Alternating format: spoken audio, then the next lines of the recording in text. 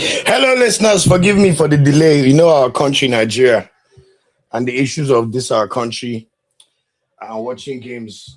If everyone's still looking for a place to watch the game, you can download an app called M45 TV.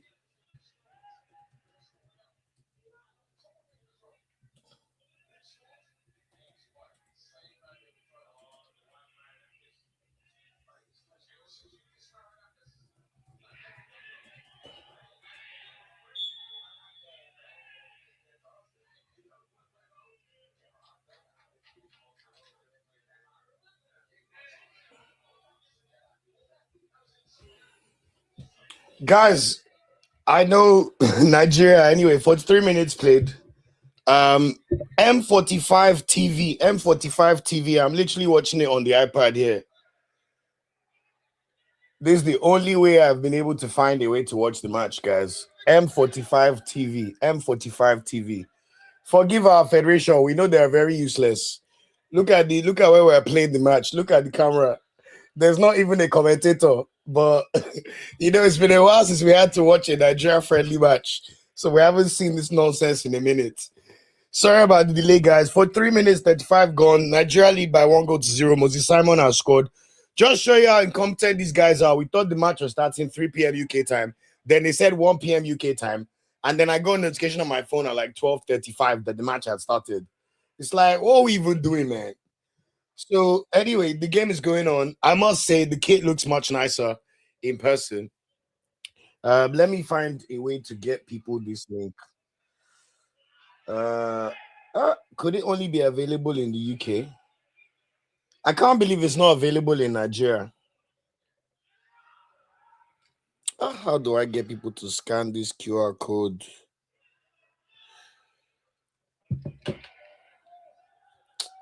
Can I cast the game? Since it's a friendly match. Let me figure something out. But anyway, we're 1-0 up. We're looking good. It will be on the ball. Now with Moses Simon. You can see Eric Shells tried to play wingers in this match. Cameraman. Oh, Iran kicked the ball away. Obviously, no names on the kits as expected. Almost halftime, it must be said. We can't really say too much. We've spent like we've spent like 35 minutes trying to find the right stream. Just the best way to watch the game. I think it's even halftime.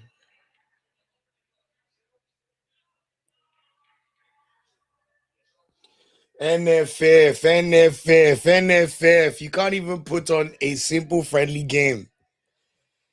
Nah, man, I'm tired of these guys, man. Like the incompetence knows no bounds. So they couldn't even, if we could watch the game on M45 TV, they couldn't put it on Super Sports in Nigeria. I don't understand these guys, man. There's no commentary. We're literally just hearing the people from the bench shout. Adams. I like this kit a lot. I'm not gonna lie. When you see with the full version and the socks, we'll use this one to win next AFCON. But anyway, it's halftime. Thanks so much, H. Hey, good to see you, H. Guys, like the stream. There's 125 people here. I'm so sorry that usually I'll give you a better production where we have the scoreboard showing as well. But honestly, this match is harder to find information on this game than a National League game in the UK. That's how bad it is. Like stats, any information, even being sure that the game is on TV is a struggle. But anyway, I guess the good thing is we did score a very good goal. Moses Simon took the ball.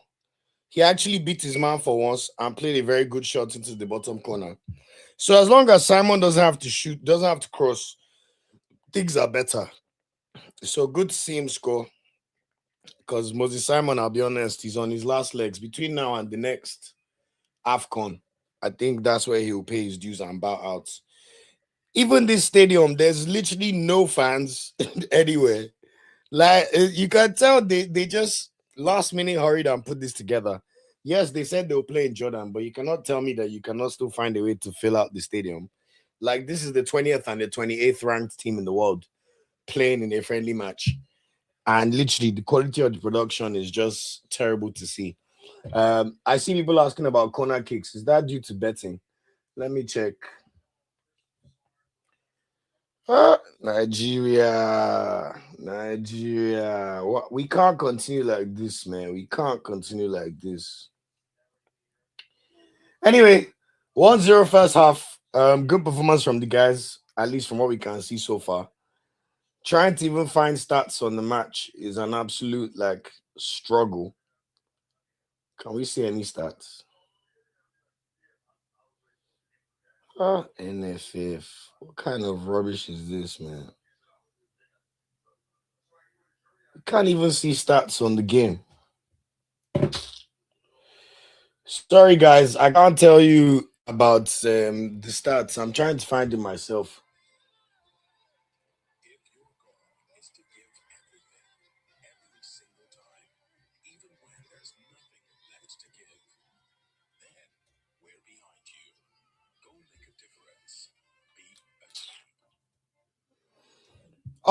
At least we can see the game, so we'll take it from there. But I can't give too much analysis on the first half because obviously delayed kickoff. I mean, or rather, earlier kickoff than expected. Trying to find the live stream, trying to even find the program to watch the game has been an absolute like travesty. But here we are.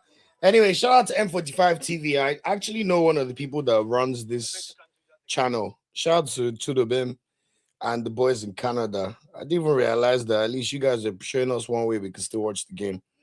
But I need to find a way to get this code to people so that they can also hold on. There must be a way.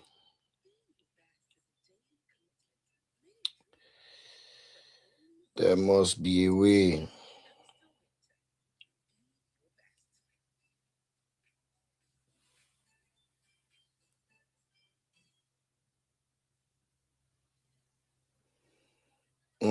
Okay, I found it.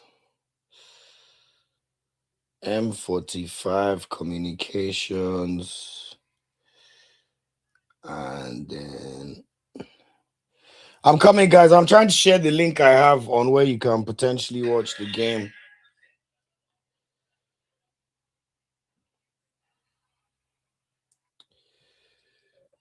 Oh, I download.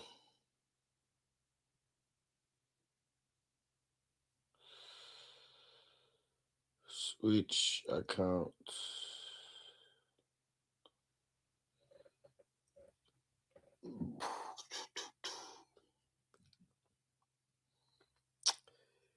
Your videos.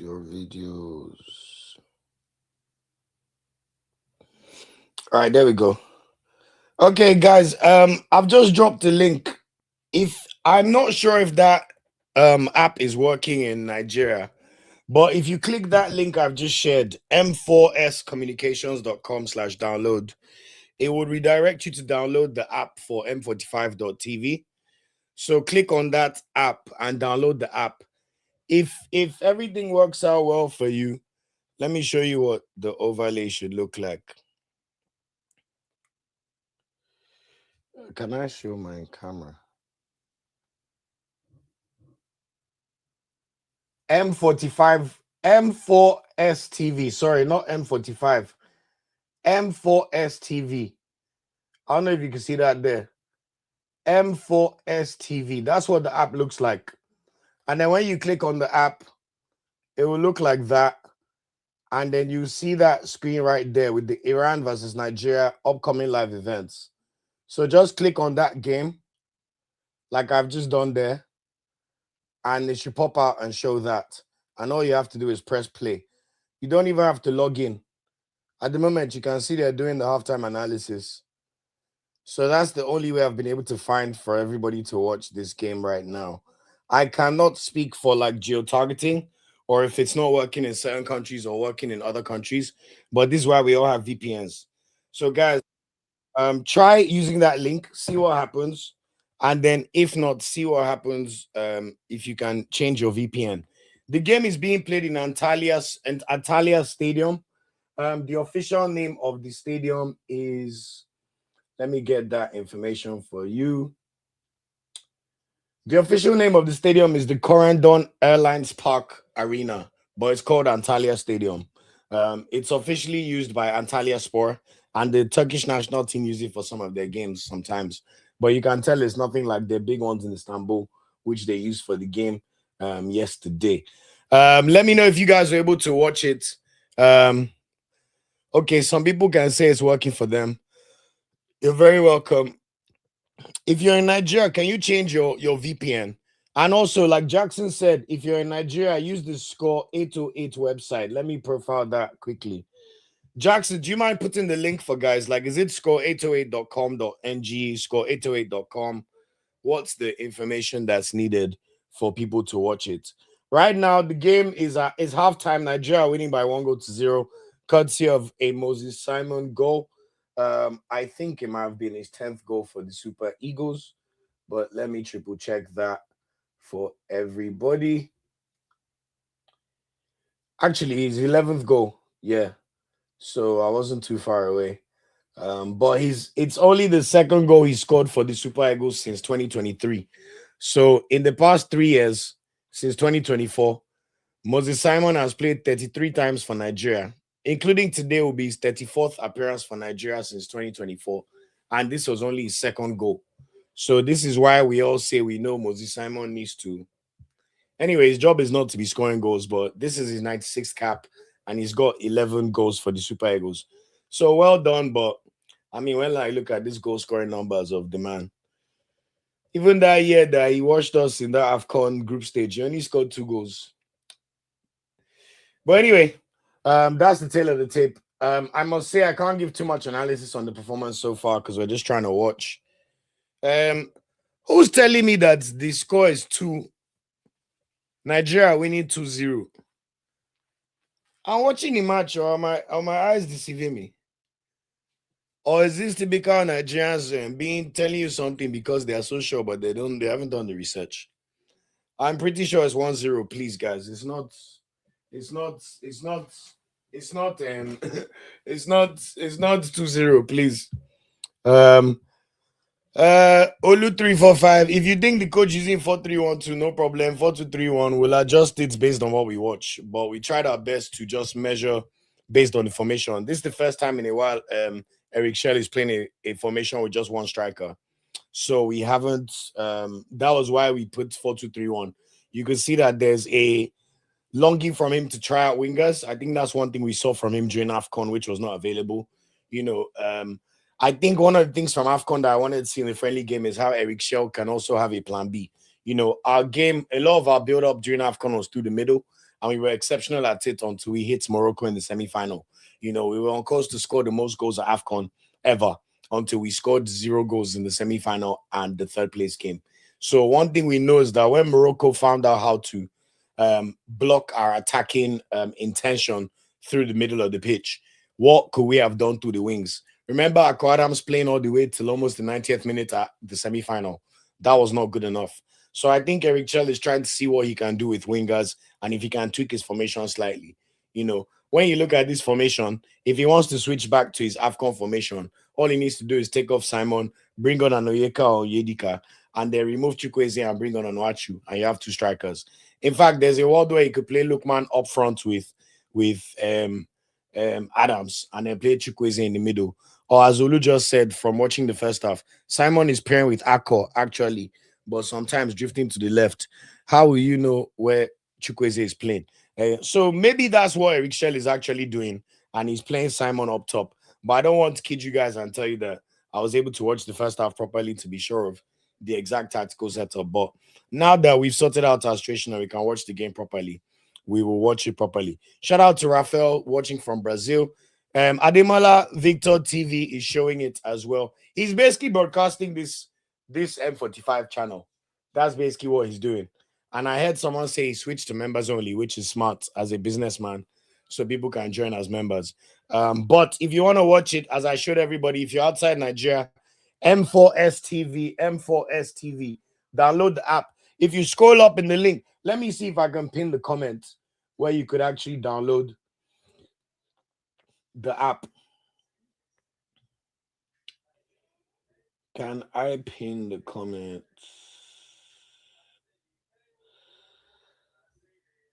Can I pin?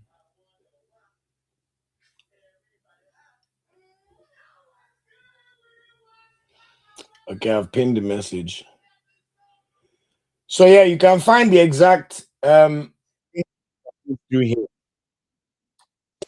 It is pinned. Make sure you use that as well. If you want to see the information that is relevant. But I must say, man, guys, like what is all this, man? How can Nigeria be playing a friendly match and we can't even get it shown in the country's broadcasters? NTA, AITO, DSTV, it's not on. We can't even find stats from the match online. Like literally, like why? We watch France versus Brazil on TV. I'm sure people in Nigeria were able to watch the match. They'll watch England's match today with no issues. So why can't we get things right? Why must everything be so bad? I don't get it, man. Anyway, Jackson said if you're in Nigeria, you can watch it through 808 scores. 808 scores. Victor also actually said that the app is working in Nigeria without a VPN. So guys, use it. You can see the link. I've put it for everybody. So please either go to the 808 website or go to the pinned comment to watch the game using the M4S Communications download link. First half is over. 1-0 to Nigeria. Moses Simon scoring his 11th goal as a Super Eagle. The 11th goal of his career as a national team player. As he edges closer to 100 caps, he has 4 more. He literally just needs 4 more caps to get to 100. So fair play to him and very, very exciting. Anybody still having issues in terms of being able to watch the game? Let me know. We've done our best to see what can happen. I can see a few people who watched it. Iyare said Chukwueze is not it at all. We have a 10 problem. So that means maybe Lukman has not been playing as number 10 so far in the game. But everybody, if you're able to watch it, let me know. Please, that would be amazing. If you're having any issues, let me know. Welcome to everybody on board. If you're liking the content, when Nigeria plays, we try to do live watch alongs. Obviously, we don't anticipate problems in terms of people being able to watch the game, but it's just create a community where we could all watch the game together and go through the performance of our national team. Yes, I know everyone's disappointed that we missed out on the World Cup. I am as well, but look at this same NFF that's gaslighted all of you, telling you that they submitted a petition. They could not even pay the procedural fee. Now, Congo are going to play in Guadalajara. We'll watch the match with no issues. And now they could not even put on a friendly match in a competent level. Guys, we have to really call these guys out. I don't know what we're going to do to make these guys answerable to the public, but it is very paramount. We have to do it, man.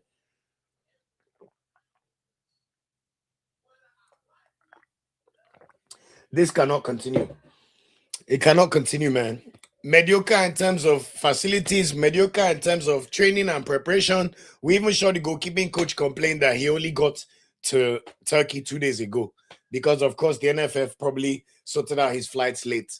So what are we getting right? We can't even launch the kits properly. There's no names on the back. The average Nigerian in Nigeria cannot buy the jersey.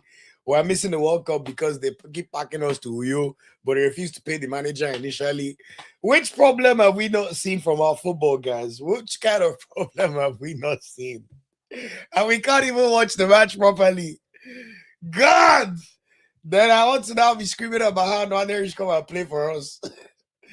NFF, man. Make my life easier, bro. Make my life easier, bros. As a man.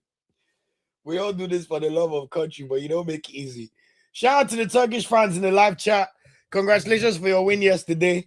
Very, very good goal for the Kagiolu. The Turkish fans were excited. And good luck in your final game. It's going to be a tough one, though, against Kosovo. But shout out to the Turkish guys on. Obviously, Osimhen is not playing. But I just want to say, guys, enjoy Osimhen for the next few months, guys, our Turkish fans. He may not be at your club for much longer. Not to dampen your mood, but I like how excited they always are. Anybody still having issues? Guys are asking about corners. Is this for betting? I'm so sorry. I don't know the number of corners that have happened so far. Chinera says, please, can you tell us when they start? The game has started. It's the first half. Once the second half resumes, I will let you know. I was going to even put a timer board online for the second half, but honestly, I was thinking, is it worth it for this NFF behavior? Because these guys are so mediocre.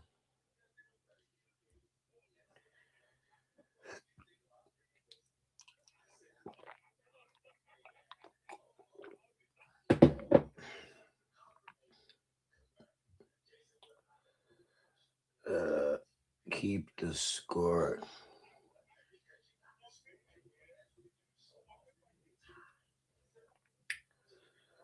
Admin link. There we go.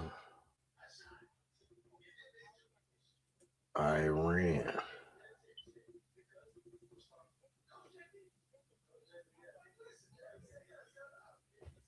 Uh,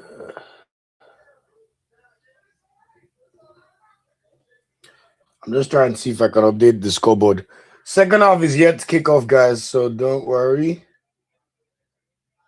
Iran will be red. Delete. Nigeria. Yep. Iran logo. It's like they're talking too much, man. Can we get the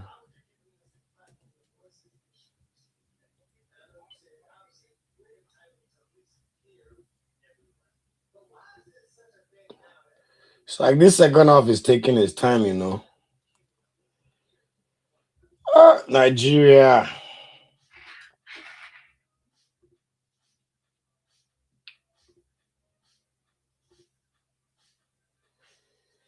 Iran and then Nigeria is 1-0 up. And the timer should be set to 45. Okay, second half's about to start, guys.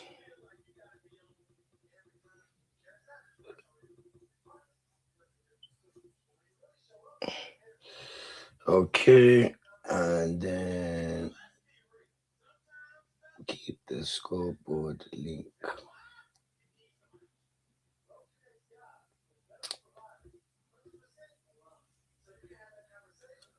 Okay, and then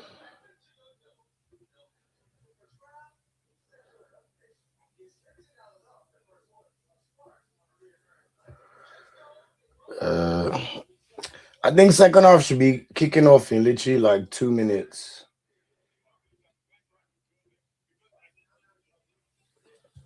Goal scorer so far. Simon 7. Okay, show custom message. 7 minutes. What else have we got? Board logo, delete.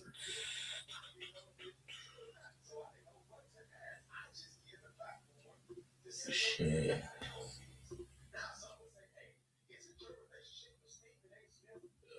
Okay.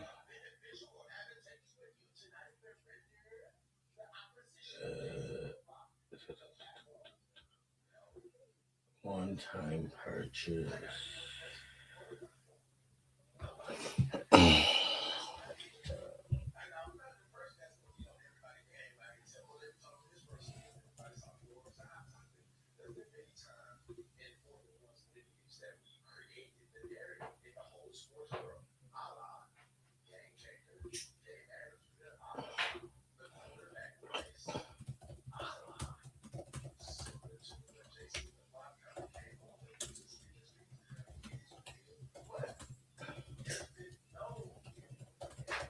Sorry, guys, I'm just sorting out the scoreboard.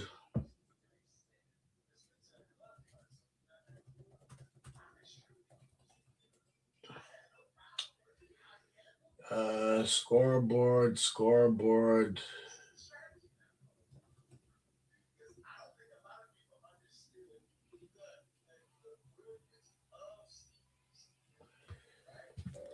Still seeing adverts. I'm guessing the second half should be starting anytime from now. No changes confirmed so far. If anything changes, of course, I'll be sure to let everybody know.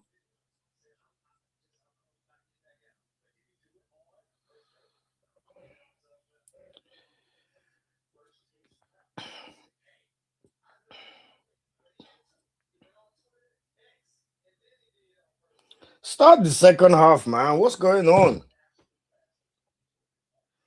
All right, second half about to kick off finally.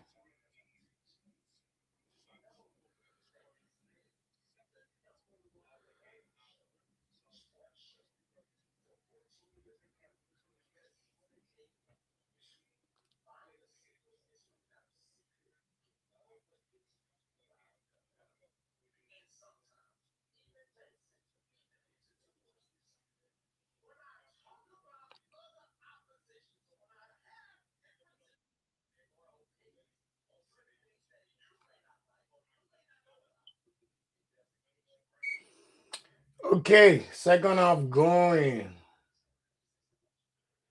Copy URL. Where is my score timer?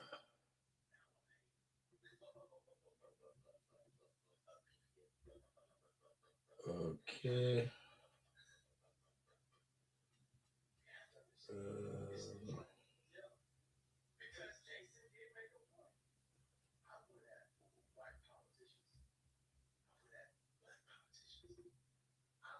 9:20. All right, second half kicked off. No changes for Nigeria. Sorry about this. I'm just trying to upgrade the visuals. Uh,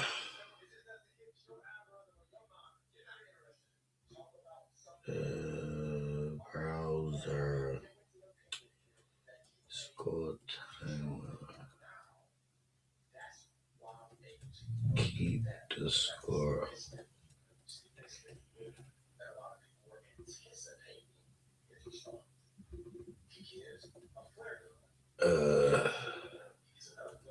920 1080.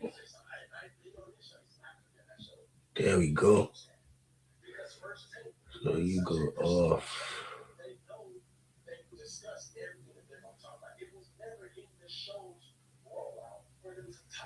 Okay, we're almost there.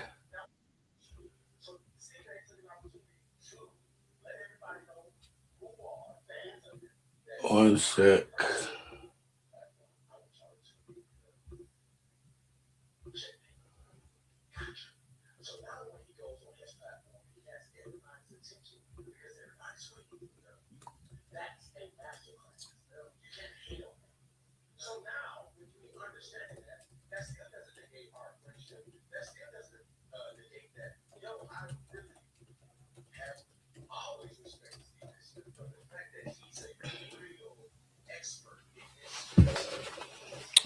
Okay, 47 minutes, 21 minutes gone on the clock.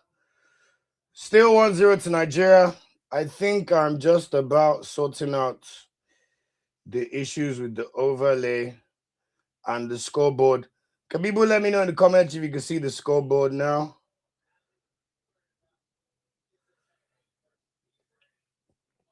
You should be able to see the scoreboard.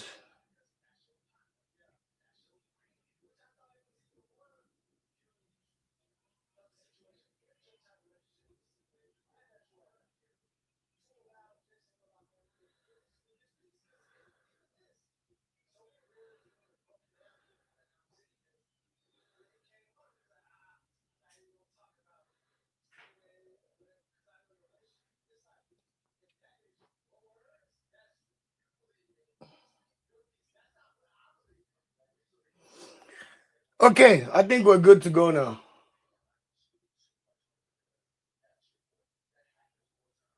Shout out to everybody in the stream. If you're new here, Nigeria Football Weekly, welcome, welcome, welcome. Please consider liking and subscribing to the channel. We talk about everything Super Eagles, club football performances, reviews every Monday, previews every Thursday. Whenever Nigeria playing, review, preview, live watch along. Any important thing involving our football or African football in general and our players, we always cover. So thanks for being here, guys, and I appreciate the support. Has anyone still had issues finding the stream? I hope everybody's good. Thank you so much for the kind words. Zulua Toby says, love your channel. Shout out to people. Guys, the link is pinned. Let me know if you're able to get it. Obviously, one of the kids said I prefer the app. Yes, basically, Ademola Victor is showing you what is on this app, basically, because when I search, you can see it's m45.tv. I know they will not shadow ban my channel because it's a friendly match, but that is what we're watching. So let me know if you cannot find the link. Yeah, you're right, Ola. Last time we played Iran, they parked the bus in the World Cup 2014. I remember, I think we drew 0-0. And then we beat Bosnia 1-0.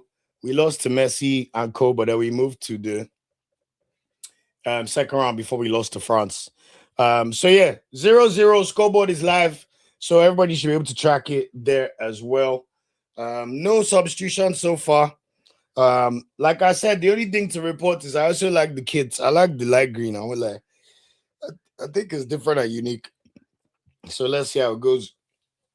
So far, Iran have done nothing, I must say. Like even with Taremi and Co playing. Looks like Fernandez is on. Is Fernandez in? Can someone confirm that for me? You're right. He's on. He's on. Fernandez on for Ajayi. I didn't even see that. All right, Fernandez on to make his debut. Looks like someone's just scored. He's in Nigeria. Let me get the link. Hey, let me watch. Lookman. Dribble. Pass to Ako. Oh, fantastic goal. That was too simple. 50th minute on the clock. Nigeria make it 2-0.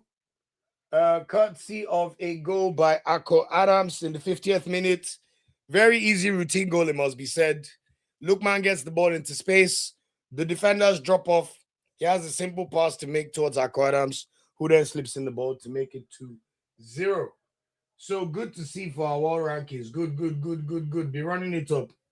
Ah, what a fantastic cushion pass from Lookman. That was a great artist, it must be said. So 50 minutes gone on the clock. Nigeria are 2-0 up to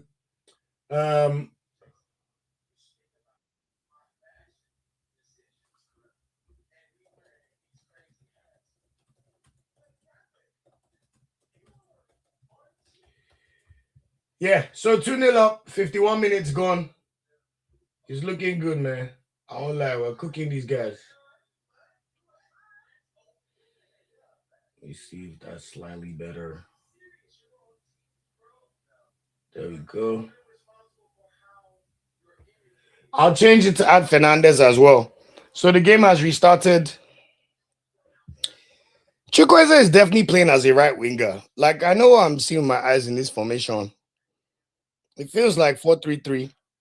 Fernandez on his debut, doing a good job of hassling Taremi. Good. I like how big the guy is. He can hold his own.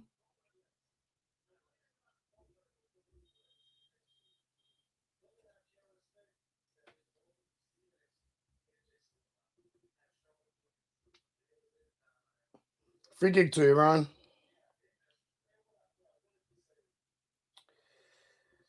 Okay.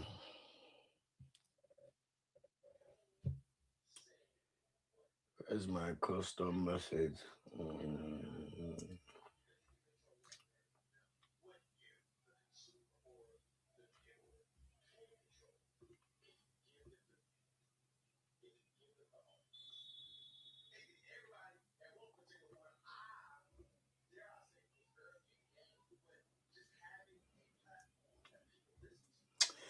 All right, 2 goals. We're doing very well so far, must be said. Guys, name of the app is M4S app. M4S. Let me find it again for everybody.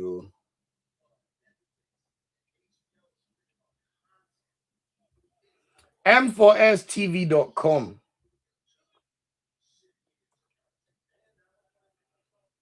In fact, you may be able to watch it on TV without an app. Oh my God, I've just found a way to watch it on desktop. Okay. Olu, okay, to save the day. Guys, click this link. Literally, click that direct link.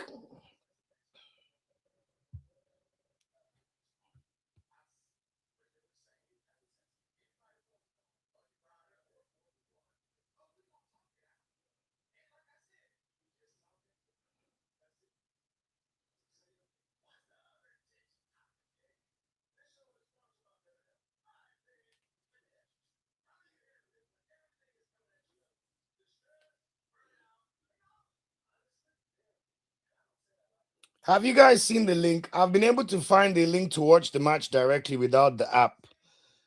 Look at that latest link I shared. m4stv.com/player. Click on that link and you should be able to watch the match straight away. Shout out to Huckleberry Bianco from Switzerland. Shout out Switzerland all day. Going to the World Cup as well. Guys, click on that link. Click on that link. Let me know if you can watch the game now. I'm able to watch the match with no issues now.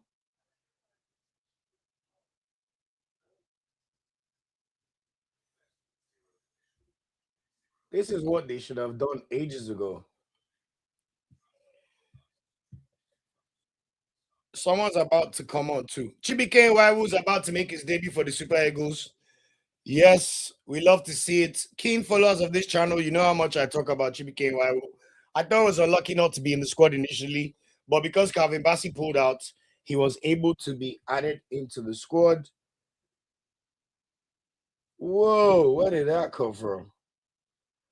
So Igor Ogbo is coming off injured. Very, very sad for him. After AFCON, he was injured for a period of 6-7 weeks for Slavia Prague and has only just returned back to the lineup for Slavia Prague in their league over the past 2-3 weeks. But now he's coming off injured again after 55 minutes. So you have to say, feel sad for him. But in more important news, Chibike was about to make his Super Eagles debut. What an opportunity. What a journey. You know, this guy literally started his play for FC Wolfsberger in the Austrian League, made a move to Trabzonspor in January and started every single game. Even scored up 3 goals so far, go on assists.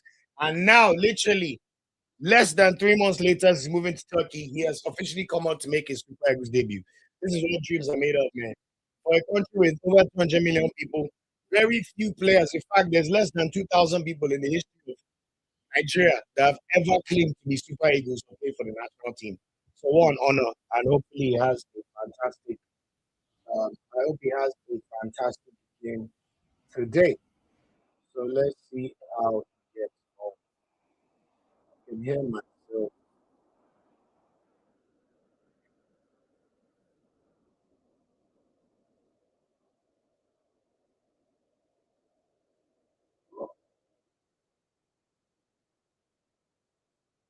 Oh my God, who are these commentators?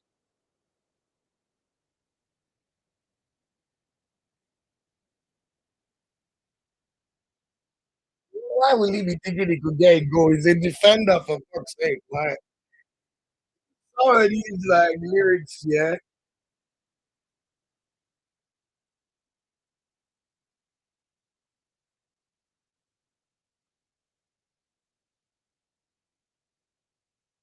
This guy is speaking too much grammar. They look like a blunt instrument. Nigeria's a good team. Like, what's there to talk about? Anyway, out of our 3 players who were called up for the first time to the national squad, we now have a centre back partnership of Emmanuel Fernandez of Rangers and also um, um, Chibike Nwaiwo of Trabzonspor. So really good to see what these 2 players can do. I think they're definitely the future of the Super Eagles. Yes, we have Calvin Bassey. Yes, we have Igogbo. Yes, we have Benjamin Frederick. But Fernandez and Waiwu are 4 and 5 in the pecking order of what I'm looking at, especially with Ajayi's age. So really, really intrigued to see how well they perform today. Who's this? Fernandez. Okay, he looked pretty good on the ball, but he ended up giving away a foul. Why the Iranians come to complain at him? I like how big he is. Yeah, man. Let them come and complain. He didn't even do anything. Why are you whinging? Learn how to play football. So, guys, as I said, there is a link to watch the game directly without being on. Um, oh, I've posted the link up there. Just look for the Nigeria Football Weekly handle. I can see that most people are able to watch it now. Waiwu's on for his debut, so we'll see how it goes. Shout out to Kelechi. He says, "Hey, Baba, okay, we don't need an app when you're there. Thanks for the stream. God bless you, bro." But if you scroll up and you click on the link, you'll be able to watch the match for yourself as well. Um, so let's see how Fernandez and Waiwu play in this game. You know, that's something intriguing to watch out for. The Iranian corner free kick did nothing, to be honest. Taremi tried to get his leg to it, but he shot it well wide. You have to say this has been a very comfortable and routine victory so far for Nigeria. 2-0. And I know this adds to the annoyance of not being on the World Cup. I get it. But it is what it is. We have to live with the consequences. And we have to hold the NFF account. I don't know how we're going to do this, but we cannot allow these people pander fake news all over the world, tell us that there's a fake petition when they know that it's a cover up for the incompetence of making us miss the World Cup. You then leak the contract demands of your coach who's actually doing well, almost as if you think that you're going to turn public perception on him, which was absolutely stupid and ridiculous of them in the first place. But honestly, like we just have to lament because a lot of other countries, if you're Zimbabwe, if you're Gambia, you can enjoy the World Cup because you know your country more often than not has no business being there. But look at this team we're watching in front of us, playing against the 20th ranked team in the world, and they've not even laid a glove on us. 60th minute, we're not even playing with Osimhen, we're 2-0 up and we're comfy. Like, there's no reason we should not be at the World Cup. So, guys, direct your anger as I may. Not the wrong people, not the players. It's never the players. Oh, that was very good by Chibike Iwawu. Very, very calmly got the ball away from Taremi. But yeah, it's a shame. We all know we should be there. We know that Nike are ready. We know we have the squad that's even capable of making the quarterfinals, if not the semifinals. But we have to live with the consequences of our bad decision making and leadership. It is what it is. One more goal by God's grace. One more goal, like Raymond said. Shout out to everybody. If you're new here, remember when Nigeria Football Weekly. Please consider liking this video. I see there's 228 people on this current live, and we only have 59 likes. Please, it's one of the free ways you can support the channel. I know some of you may not be here for the channel, but please, it still does the world of good for us. It also means the world if you can consider subscribing to the channel. That'd be amazing. Please, please, please, please, please. Thank you. Thank you. And I want to see the likes go up, please. If there's 213 of you, please like the video. Even with putting on these live watch alongs, it still takes a lot of effort to put it on. So it's much, much appreciated. And even finding this dodgy stream, thank God we're able to find it. But so far, so good. Cross in by Iran. Suspect defending from Nigeria, but we get the ball away. I must say, since we've gone 2-0 up, we haven't really done any attacking. But as I said, you could tell the manager has really tried in a 4-2-3-1 and a formation with wingers. You can see Chukwueze and Simon really staying high and wide to almost support as the last line of defense. And the good news is our pressing is working. Iran have made yet another mistake with their passing, and they're bringing on a few more subs. Sahel, if you look at the top of the charts, look at the pinned comments. I literally have a post right there for you guys. It's literally there.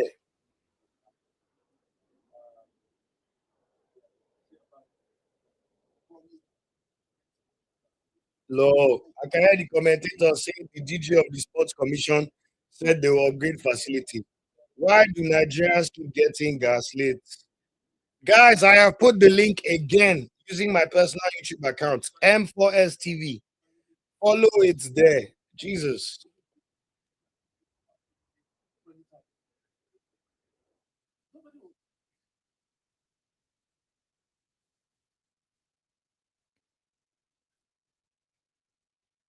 In fact, I'll post it as Nigeria Football Weekly now. So please, guys, click on that link and you can watch the match. Click on that link and you can watch the match. Click on that link and you can watch the match. Obviously, if you enjoy the content and the amount of work we do here, it would also be amazing if you could give us a chat. No pressure, but it's a way to help support the running of the channel and all that we do on Nigeria Football Weekly. Much, much appreciated. And thank you guys so much. Also, feel free to join us as a member today. We have our members only live streams every Wednesday, and we have live streams every Monday and Thursday. But the Monday live streams will remain. Thursday may become recorded videos just for your listening pleasure. Well, welcome, everybody. Okay, 64 minutes on the clock. Still 2-0 to Nigeria, 26 minutes gone. We have seen our manager make a total of 2 substitutions only, which is a bit surprising because it's a friendly match. I would have expected someone like Lukman will be off the pitch now. Um, Uche said, you did hear that Rice guy, send me they find another coach. He must be very stupid. Who? Which one?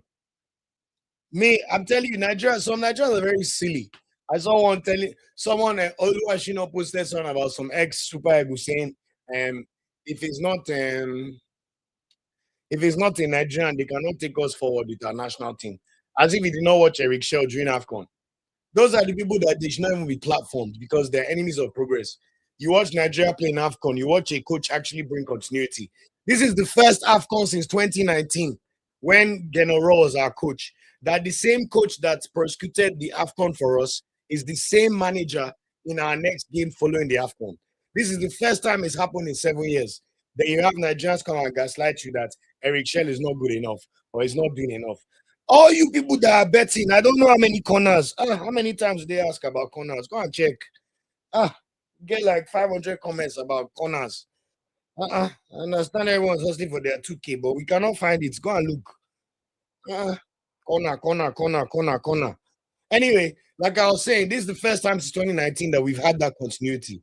So what does it look like? Good omens. 15 months away from the next AFCON, so we have a lot to play for. And Waiwu and Fernandez have looked very, very capable, I must say. Onuachu and Fisayo Delibasha are about to come on. So good. FDB, my shooter, my number 10. Let's go. Paulo, most informed striker outside the top five leagues. Let's see if you can get your fifth goal for the Super Eagles of Nigeria. So Onuachu and Fisayo Delibasha are being ready to come on after the corner kick.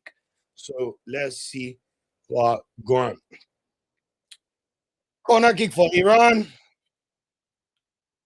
dealt with by Oyemechi.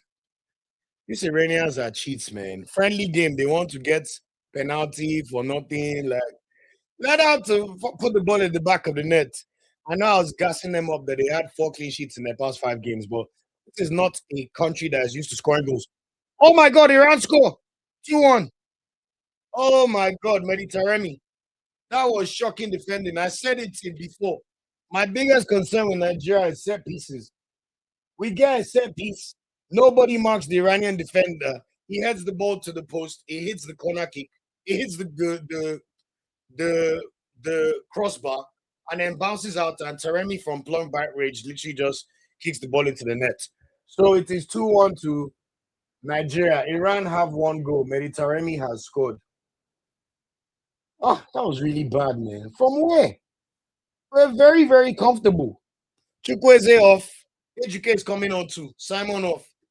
Ejuke, better take your chance. Well, this may be your last appearance for Nigeria. And honestly, I think deservedly so because you don't deserve to be in the squad. That was really poor defending by Nigeria, man. 2 Iranian players over like 5 Nigerian players. That was shocking, man. Wow, wow, wow, wow, wow. An Iranian said this is the Ayatollah's team, not Iran's team. Sorry about that. I didn't know. Sorry. So Ejuke is on, Fisao Delibashu is on, Onuachu is on, which means Akko Adams is off, Moses Simon is off, and Chukwueze is off. So the entire front line except Lukman has been changed, which is interesting because I would have thought Lukman would be one of the substitute players, considering the fact he has to play Champions League games soon. He's the only Nigerian still involved in the UCL.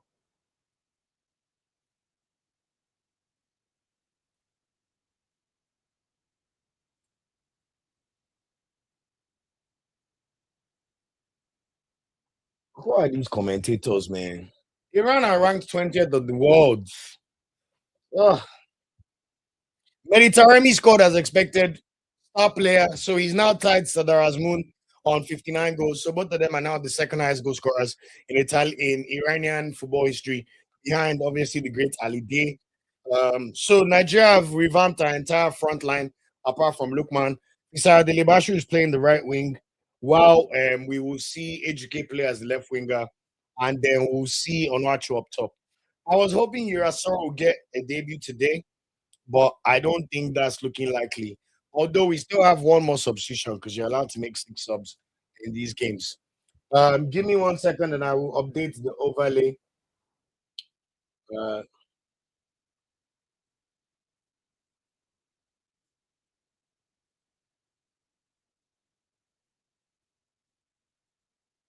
uh,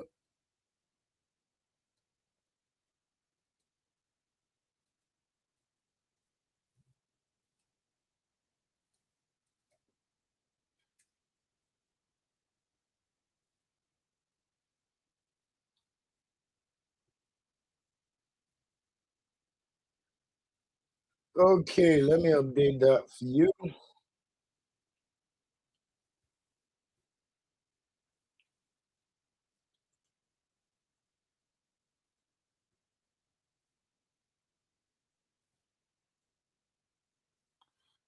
To be honest, yes, they've scored us, but my thoughts are still the same. Nigeria have been extremely dominant, especially in the second half. Like Iran have not really challenged us.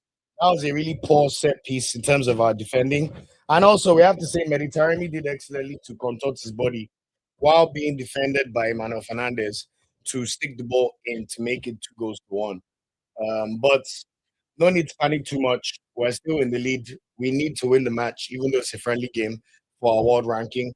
Okoye did well, like Abby said. Jackson, thank you so much. So for guys asking about corners, um, um, um, two to Iran, none to Nigeria. My space play says, Olu, are you seeing that Iran doesn't have names on their jerseys? Not that come on, bro. Bro, why are we doing this mentality thing? So because another country from Asia does not have names on their jersey, it means it's not uncommon and it's the right way. It's still the basics we should expect. Oh, because my neighbor is doing worse than I am. Oh, we too we should accept mediocrity. Have you ever seen a European team play without the names on their backs before? Even Jamaica played with their kits on their backs last night. Every North American team has their names on their back. Every European team has names on their back. Every South American country has names on their back. Oh, because we watch one friendly with Iran that are going through war that don't have names on their back. Oh, it's not that uncommon. So we should accept mediocrity. And my space, please. I usually like your takes, but please explain to me what you're trying to say so that I can understand properly.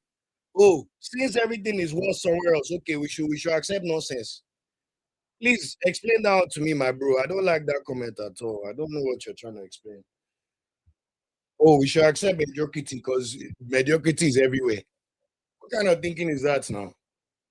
It should be very uncommon, and it is. Oh, you see Iran not wearing names. Oh my God, Chibike Waiwu. Oh my God, Chibike Waiwu almost committed an extremely crazy blunder. But to be fair, it was handball. Mediterranean claims he didn't handball the ball, but let's see the replay. Okay, handballed for sure. Chibike Waiwu also, why are you trying to kick the ball over a player in the middle of the center of defense? Please, composure, composure, composure. Thank you, Abby. What does it take to put names on their jerseys? I know people that can do it in their homes. Then you go to Nike Town, you cannot get names on the jersey. Then in Nigeria, I'll be telling me that, oh, it's not that uncommon that names are not on the jersey. We should accept nonsense. My place, please explain that one. I want to understand your thinking on that. Guys, there's 219 people watching and only 78 likes. Please, that is less than 30% or less than 40%. Please just click like on the button, like, and just subscribe. That's all you have to do. Support the channel for free. Oh my God, what is this defending? That is all you have to do. If you're enjoying the content, please, it would be amazing if you could subscribe. That would be much, much appreciated. Thank you guys so much for all the love and for joining. Iran have been the more threatening side since going 2-1 up. Osai, how'd you allow them to be like that? Okay, thankfully, we blocked the shot. I'll be honest, our attacking game has gone completely to zero. Ejuke cannot even cushion a ball to Iwobi. Ejuke, what is your actual use? Why who clears the ball away? Iran on the ball again. Iran have pinned us back. Oh. Osai, Fisaro. Nah. Oh my God, they almost equalized. You can see that the lack of experience is now showing when you have two center backs making their debut. We're not able to build up from the back at all right now. I'm not sure what our formation is with Ndidi and Iwobi. Iwobi needs to get back to being the metronome and linking the attack and the defense. Sorry, we only have one camera angle that we have to watch this match, so you can't see every angle for these games. Exactly, Timothy. Every time, in fact, France and Brazil have never ever had to play a match in the past 20 years without their names on their kits, except they're doing like a throwback match. The son is telling me that it is normal. Let's not do that, please. Handsome Devil, I put a streaming source now. Are you not in the UK? Wherever you are, click on the link below, guys. I've posted the link again. Click on that link and see if you're able to watch. Obviously, if you're enjoying the content and you'd like to support us, the super chat, that'll be much, much appreciated. Thank you guys so much.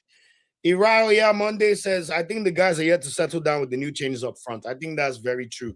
Spot on analysis, bro. Like literally right now, the entire game is being played in Nigeria's own third of the pitch. Maduka Okoye kicks the ball out for a clearance. Okay, drops to Lookman. Nigeria look like we're trying to build up a ball. Ejuke tries to win a cheap free kick, but it should have been a free kick, but it was not called. You're welcome, Handsome Devil. Guys, if you need the link, it's on there to watch the match. 15 minutes to go. 2 goals to 1 to Nigeria. Good outing so far for the most part. In the last 10 minutes since Iran got their 1 goal, we've really struggled to build up from the back or to create any chances. We have our newly capped centre back pairing on the pitch now in Chipike Nwaiwu and Emmanuel Fernandez. Iwobi just played a very good ball up front for Lukman, but Lukman commits a foul. I'm a bit surprised Lukman is still on the pitch after 76 minutes, or maybe he's going to play the whole of this match and then he gets to rest out against Jordan. Now, the thing is, Iran are ranked 20th in the world, so this win will do a lot for Nigeria's ranking and help us get closer to 24th. Yes, Turkey also won their game. I'm not sure if Australia won their match either. Emmanuel Fernandez, stop giving away bad fouls.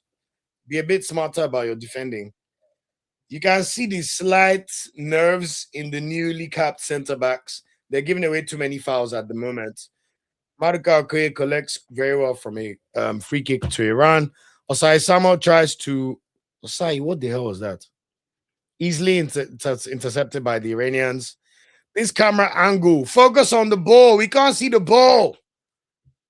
Oh my God. Cameraman, we can't see the ball. 10 seconds. Like the ball is not even in scope for the match. Ugh. Fisayo, my shooter. Fisayo, why are you making mistakes? Okay, wins the ball back. Fantastic. This cameraman is struggling.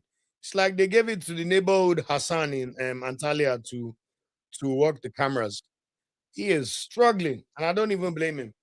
One camera for the entire match, but the guy is not tracking the ball well at all. At all. Da Vinci, shout out to you, my bro. Thanks for joining as always. Says educated kind of player that will get excited when he's on the ball, but you end up going and it comes to nothing. Exactly. Guys, let me tell you, educate. Anyway, let's see. In my opinion, Educate has next 30 minutes to save his Super Eagles career. He just misplaced yet another cross after doing a good dribble. He's such a frustrating footballer to watch, but he knows how to press like Eric Shell asked, and he just won the ball high up. Look bad! Ah, just wide. Okay. You see the curse of the commentator, but reverse blessing of the commentator. I was about to slander Educate for his performance. And then he won the ball high up the pitch with a great turnover, passed it to Lukman, who shot from outside the box, but it just went wide. So shout out to you, Elias. Elias, how's your game going? Have you played it? When is it? How's the Somalia Mauritius game? When are you gonna play that? I free you. Shout out to you, my bro. Thanks for confirming that Australia won. So Australia won their match and Turkey won their game as well. So the chances of Nigeria going up to 24th are slim, but we can get to 26th in the world ahead of the World Cup. And it's especially imperative that we beat Iran because they're ranked higher than us. When a team ranked higher than you is beaten by you, you get more points for the win, even if it's a friendly game. Nigeria beating Jordan will do us no good or no bad because Jordan has such a poorly ranked team in the world rankings. But if Nigeria lose or draw to Jordan, that's when there's a problem because you're not supposed to lose to opposition that's worse than you. Onuachu on the ball. Onuachu takes a shot. Oh, well blocked by Iran. Nigeria have a corner. Hey, the people asking for corners. Nigeria have our first corner of the game. Shout out to you, Jose Carlos, underscore 4.5 goals. Yeah, it's definitely not going to be over 4.5 goals. I can see Nigeria potentially scoring one more. I'm making it 3-1. Abby says we don't need Educate. I think that's a very agreed on consensus. He's a decent player, good option to have, but we're not Gambia or Sudan or Serie alone. In fact, I'd have liked to have seen Urasor given an option. Philip Otele was not given an opportunity today, though. Maybe we'll see Otele and Urasor make their debuts against Jordan, because we only have one substitution left. But everybody else who was newly caught up has played in the match. Nigeria have a corner. Lookman's about to take it. A lot of jostling in the car.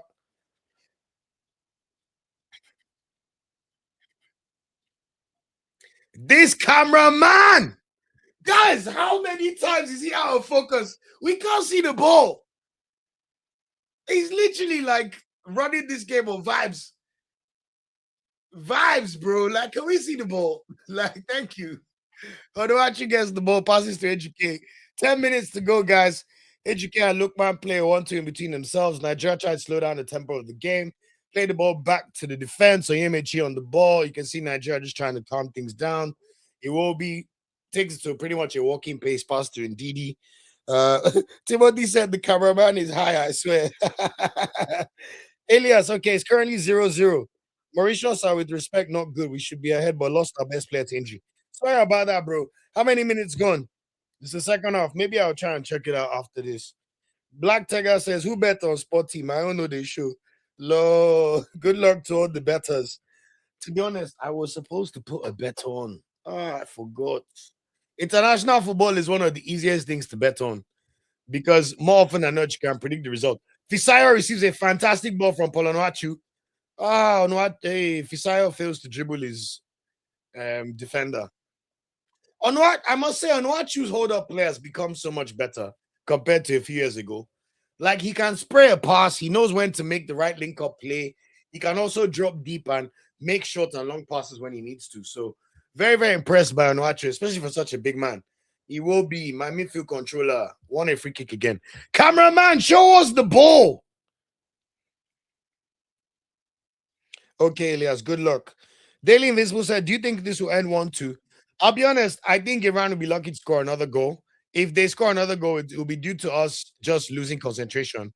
I can see us scoring one more if we can just get our desire back up. We're almost playing like we're happy for it to end 2-1. He will be sprayed a good ball to cameraman. If the ball is not in the middle of the pitch, like the middle of the pitch, once towards the right wing or the left wing, the cameraman just doesn't know how to like show us the game. Exactly, Timothy. I saw that Onuachu cross. That's what made me say that statement. So, Onuachu, I take back some of the slander. Thank you guys for getting the likes up to 97, by the way. I really appreciate it. Can we get past 100? That would be amazing for me. That would be an amazing milestone. Thank you guys so much. Eric Shell, coach that has changed our life. We appreciate you, our boss. God bless you.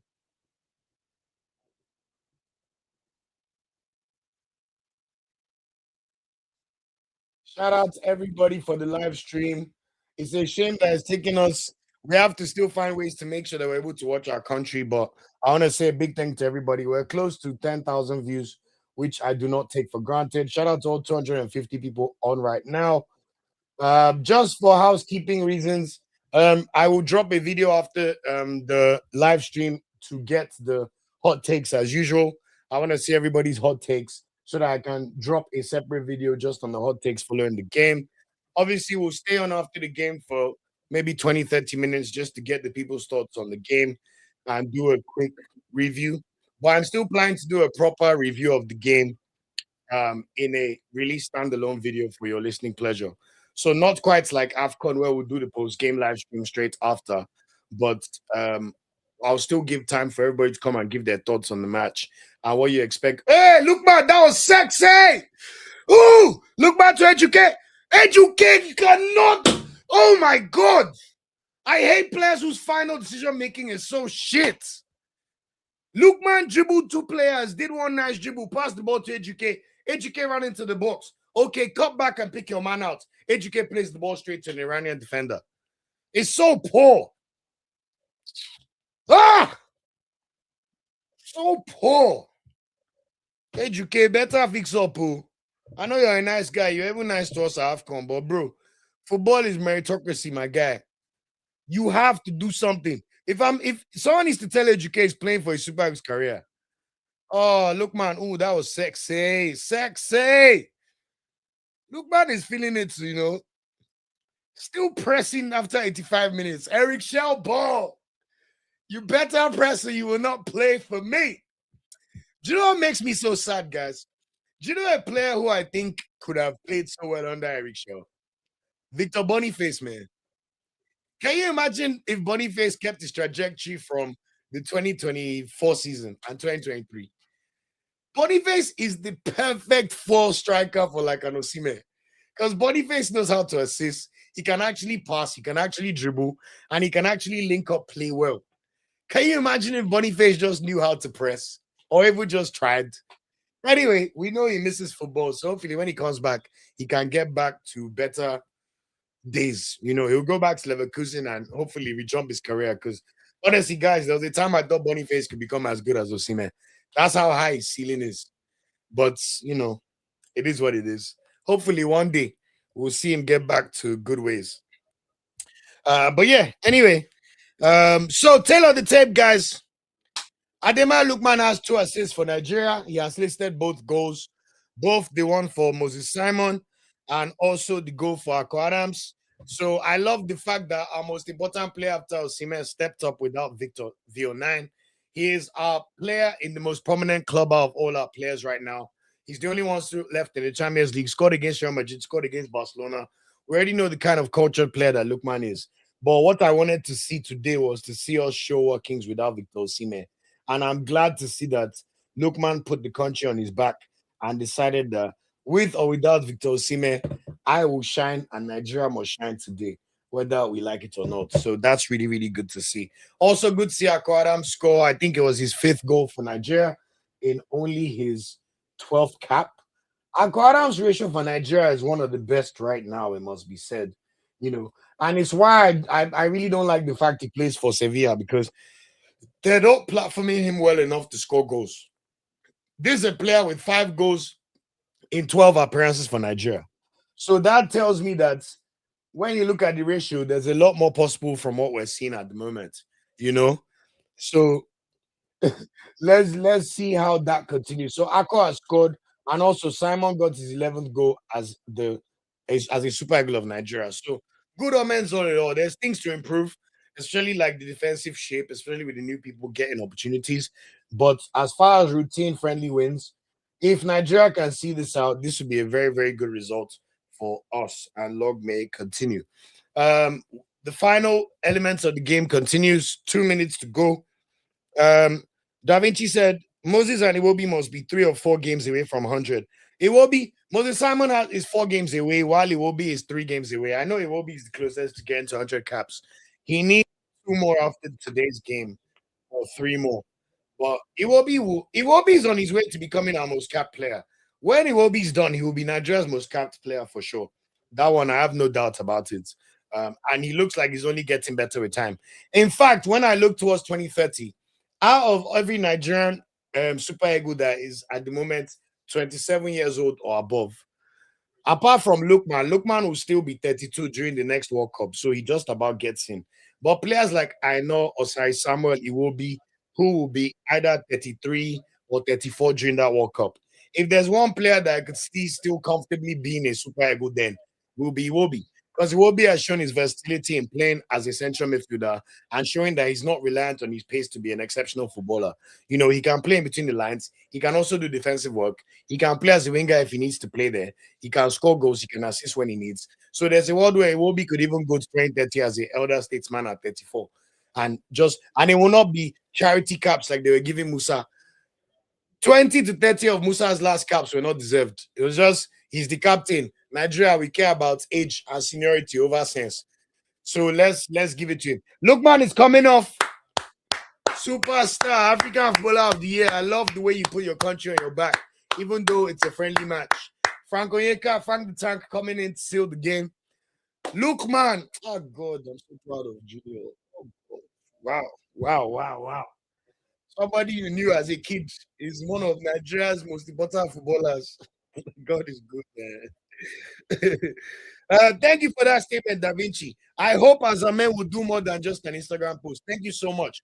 I hope they have a jersey frame where they can put 100 caps in Iwobi's names, give him flowers. Where are they going to recognize his achievements in the NFF glass house? Where is the museum? Where is the post? What are we going to do to commemorate 100 caps? Very few players in history of Nigeria have made it to 100 caps. I think only four. Enyama, Joseph Yobo, Ahmed Musa, and there's someone else I'm forgetting. It is very rare for players play over 100 times for Nigeria. So I agree with you, and I hope that they will do something there. Guys, maybe the stream is cut. Sorry to the cameraman. I've seen uh, beyond the first page, Jackson mentioned that because I know Jackson works cameras too. So apologies on that one, guys. It's just sometimes we're not seeing the ball in the frame. When you carry the ball, 4 minutes of stoppage time added. So we have 3.5 more minutes to go. Let's see how the game ends up. Timothy says, Shells take us to the Olympics. I see what you mean, but at the same time, I don't want anything that will allow Nigerians to unfairly judge him. They will now go and bring the talent pool that Igbo has selected as technical director. It's all people that are paid to play. We're not doing the right workings of building an under 23 squad right now. And then if Shell now fails, the same way people were saying Shell failed with the Chan Eagles, like a coach can do as much without the tools at hand. Remember when the Chan Eagles did nonsense? They said it was Eric Shell's fault. Meanwhile, the NPFL is one of the worst leagues in Africa. Number 12 for a country like Nigeria is not good enough. So I don't want anything that could allow them dicey his sentiments. Let him focus on his senior teams. Knowing Eric Shell, he'll be focusing on the development pipeline and will be definitely doing checks for like the under 23 squad and making sure there's a progression plan or loop. But for him to manage it, me personally, I would not like to see that. Shout out to you, Ovie Onoje Go. Shout out to Nigeria, man. We are 2.5 minutes away from sealing the game. Da Vinci said Educate is what Jeremy Doku was a few years ago before he elevated his game. Even the Jeremy Doku that they say before he elevated his game. Jeremy Doku only has one Premier League goal this season. He's still not a decisive player. Yes, he's very tricky and he's very dangerous and he creates things. But for the amount of danger he creates, the goals and assists do not add up for Jeremy Doku. And he's playing with Erling Haaland, so there's no excuse. So it's an interesting one, man. Onyeka is on, by the way. Annoying that Nigeria allowed Iran to score, but it's okay. We can live with the consequences of that one goal. But so far, so good from Nigeria. I must say that the Iranians have barely threatened us all game. So it's been more of a routine victory for Nigeria. We did not create too many chances, but when we created chances, we've been very clinical in this game, it must be said. So that is one of the best things about the match so far. And long may it continue. Final few moments of the game going on, and then we should be at full time very, very, very soon.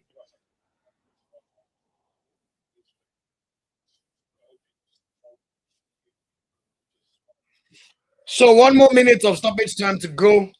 Nigeria in the box. Educate, what can you do? Educate plays the ball. You see, Osai Samuel. Osai gives the ball to Fisayo, his best friend. That's another thing I noticed during AFCON. Osai Samuel and Fisayo Delibashu are very close. I think they're roommates. I must have seen them together at least 15 times in Marrakesh. So good with the link up. Davichi said, with no names on the back, how will Maduka call out the debutant defenders? Low. Honestly, real stuff. Uh, Abi said Okoye's goalkeeping is quite disrespected, though. I agree. I can't believe how much disrespect Okoye gets. This is why you should follow Nigeria Football Weekly and follow our club reviews every week. We cover all the important Nigerian footballers on a weekly basis. In fact, twice a week. So that's why I'll be able to tell everybody for free how well Okoye has been performing for his club side, and the fact that he should pretty much be our number one. There's nothing he could have done about the goal conceded by us today. Poor defending from the defenders, but just see out the win. Referee blow the whistle. Fantastic. Well done, Nigeria. Got the win done. Obviously, we could have been for the World Cup, but it is what it is. Routine win for Super Eagles. This means that yet again, Eric Shell is yet to lose in 90 minutes in an official friendly match or official competitive fixture. That Egypt friendly that they played before AFCON, it was not even an official friendly match. or recognized in the FIFA window. So keep up the good work, Eric Shell. Nigeria have beaten Iran by 2-1. So we have beaten the 20th ranked team in the world by 2-1. Courtesy of goals by Moses Simon in the first half after 7 minutes, and also Akwa Adams after 50 minutes. So early goals in both halves. Both of the goals are scored by Ademola Lookman. Iran scored us with 20 minutes to go, courtesy of a. Oh my God, that was fantastic football. Oh my God, we played so well. That first goal was really good, though. When you see Lookman and Chukweze's moves, yet again, we built through the middle of the pitch, as I said, is Eric Shell's preferred method. And Moses Simon smashed in a fantastic right-footed shot down low into the box after exceptional play by both Chukwueze and Ademaya Lukman. Of course, the second goal was also exceptional work by Lukman after doing a few dribbles and removing about 3 Iranian players to play a sumptuous through pass to Akwa Adams, who just had to touch the ball under the goalkeeper to make it 2-0 to Nigeria. So Lukman and Chukwueze, very well done for the goals. Akwa Adams scoring his 5th goal for the Super Eagles. Really, really amazed to see. Moses Simon scoring his 11th goal for the Super Eagles. Obviously, we really like the kid. I'm not gonna lie. I think it's drippy as it's drip. Like drip or drown. Like drip and drip higher, man. So really, really good performance from the team. I think there's been a lot of good omens around the way he performed. I like the fact they were able to win a game routinely without Victor Osimhen, especially. Even with the new defenders conceding when they came off the pitch, you can argue that Fernandez did not do the best job of marking Meditaremi for that goal, but he will learn. It's his debut match for the Super Eagles, played without a crowd. So very, very different kind of emotions to channel for the game. But Maduka okay was solid, didn't make any mistakes. Nigeria, of course, are doing our usual post-match huddle in the middle of the pitch with the entire staff. So I like the togetherness and continuity of Eric Shell and what he's trying to do. So very, very big well done to the Super Eagles for the win. Like I said, this should move us up to 24th or 25th in the world rankings, but I will confirm once the international window is done. We will then be playing against Jordan in this same venue on Tuesday. But of course, since we've beaten Iran, we should be expecting to beat Jordan. Yirasora did not make his debut, and Filippo Tele did not make his debut. Those were the two newly called up players not to play in the match at all today. But I'm sure Eric Shell has his reasons and rationale behind it. But really, really good performances in general from the guys. I hope you guys all enjoyed the match. Obviously, NFF will always continue to cause us problems in terms of being able to watch the game properly. That's just the way things go. That's just our way. It always is. You know, uh, 1 second, guys.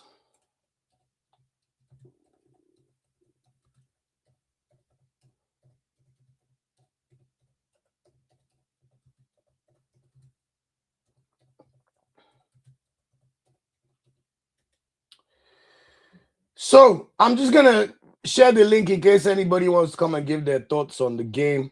I think it's been a very good routine win. Good performances. Obviously, I know some of you, no matter what, you're not going to be happy with the fact that we did not make the World Cup. And no matter what, your joy will not be brought back. We know that nothing will change that. All I will say, guys, we're all football fans here. I will encourage you to learn how to enjoy the World Cup without your country being there. Nigeria, unfortunately, this is the third time it's going to happen in my lifetime. 1996, I was 13 years old in boarding school in Nigeria in Fifth Academy. So I could only watch certain games. But 2022 World Cup, I don't know about you, but I thoroughly enjoyed that game with or without Nigeria. With or without Nigeria in the tournament. Best believe we enjoyed the hell out of that tournament, guys. So I'll tell you guys, get excited. It's still the World Cup. It's the most fun, most glorious international tournament in any sport, in my opinion. And we know about the crazy things happening in America, but it will be very, very interesting to see how we continue to build separately from the World Cup, but enjoy the World Cup. A lot of people here will be dual national. Support your other country. If you're not dual national, support your other African countries. Even me with my British passport, when Ghana is playing England, I will wear my Ghanaian shirt and I will support Ghana well. So get excited and see how it is. Elia, send me the link. Let me put your game on in the side so I could watch it. Pavi says, will you be streaming the Benin game? Sorry, I didn't know Benin were playing. I've been in playing a friendly game. Uh, I will keep an eye. I will do a live watch along for the Jordan game on Tuesday too. And now that we found out about M4S TV, I'm sure they will do a job for us in being able to watch the watch the watch the game. So we'll see how the game goes. But yeah, how did everybody find that? I've shared the link in case anybody wants to come and give their thoughts. We'll do that for maybe the next 20, 25 minutes. Let me just keep going through a few comments and then we'll get a few people on to talk about the game. Up Nigeria keeps on going. Up Super Eagles. Exactly like Handsome Devil said, just keep up this momentum all the way to 2030. Do not stop now. Like, look, just keep going. We have AFCON qualifiers starting in September. We've seen the continuity. As I said, this is the first time in 7 years we have the same manager that was our manager at AFCON prosecuting the next match Nigeria have played immediately after the AFCON. In 2019, you guys remember Eguavon and his story. I mean, 2022, remember Eguavon and his stories. It's Eguavon that lost the World Cup playoffs against Ghana. Somehow, he was not fired. He was not sacked. He kept his job. He continued. That one has no KPIs as technical director. We just keep it up. Then obviously we had Pesero AFCON where we went to the final. What did Azamen do? They said Pesero, bye-bye. They went to go and hire Finidi George. Finidi George, already know how he messed up our games and was starting World Cup qualifiers Benjamin Tanimu. So this is the first time in 7 years that the coach that put us through a very impressive AFCON, which we all watched, is still the coach now. Then you see Gusa and Co, they'll be leaking his contracts, telling you that there's nothing to negotiate. Better go and renegotiate the hell out of that contract and lock him down till 2030, you cheapskates. If it's to be lying to us that you're going to fix all the stadiums in Nigeria by next year, you come and be telling us nonsense. People come and telling us that if I was the NFF president, I'm sure would have made the World Cup. Well, you know the NFF president when we missed out on 2 AFCONs, you think we are stupid? Or when you're going around telling people that joint what it means for Nigeria not to go to Qatar. These people are shameless. I saw all of them in Morocco, living well, benefiting from a country with good environments, proper pavements, football pitches everywhere, training facilities everywhere. But yet, look at Nigeria. We're having to play all our friendly games in stadiums that we're not even sure about. The information is not even correct until the last minute. Today, as of yesterday, we thought the game would be played at 3 p.m. UK time. It's 2:41 in the UK. The game is over. Where was the information? Where was the correspondence? Where was the NFF message to their website or to their channels? Nobody's thinking. And we have AFCON qualifiers in September. They'll go and carry our boys to Uyo again. Is that pitch good enough? How do we flood Nigeria green? The stadium is always empty because people are going through it. People that need to find out where they're going to figure out where they will pay for diesel for their gen. Then you think they have a spare 20K to go and watch Super Eagles that will let them down. You have to have a matched up strategy. NFF keep taking the Super Eagles for granted and assuming people will just like Nigeria because we're Nigeria. They can't even sell the rights to the match properly. That's why it's on bloody M4S. Thank God the M4S TV is there, but look how we had to struggle to find the link to watch Nigeria, Super Eagles of Nigeria, the biggest footballing brand in Africa. I saw my eyes in Morocco. It's not good enough. Now the petition has failed because they did not even pay procedural fees. All of them have gone to hide. All the Sheodikos and codes that were coming out to give us updates every week, be rest assured, Nigerians. Do you even think the players respect those donuts? Those same people that were telling the players that, oh, don't worry, you may still go to the World Cup, making the players look stupid. Iwobi was now doing an interview saying we are still waiting to hear. Meanwhile, they didn't even pay the procedural fee. And yet, they can't even wear their names on the back. We can't even get to watch them properly for a friendly.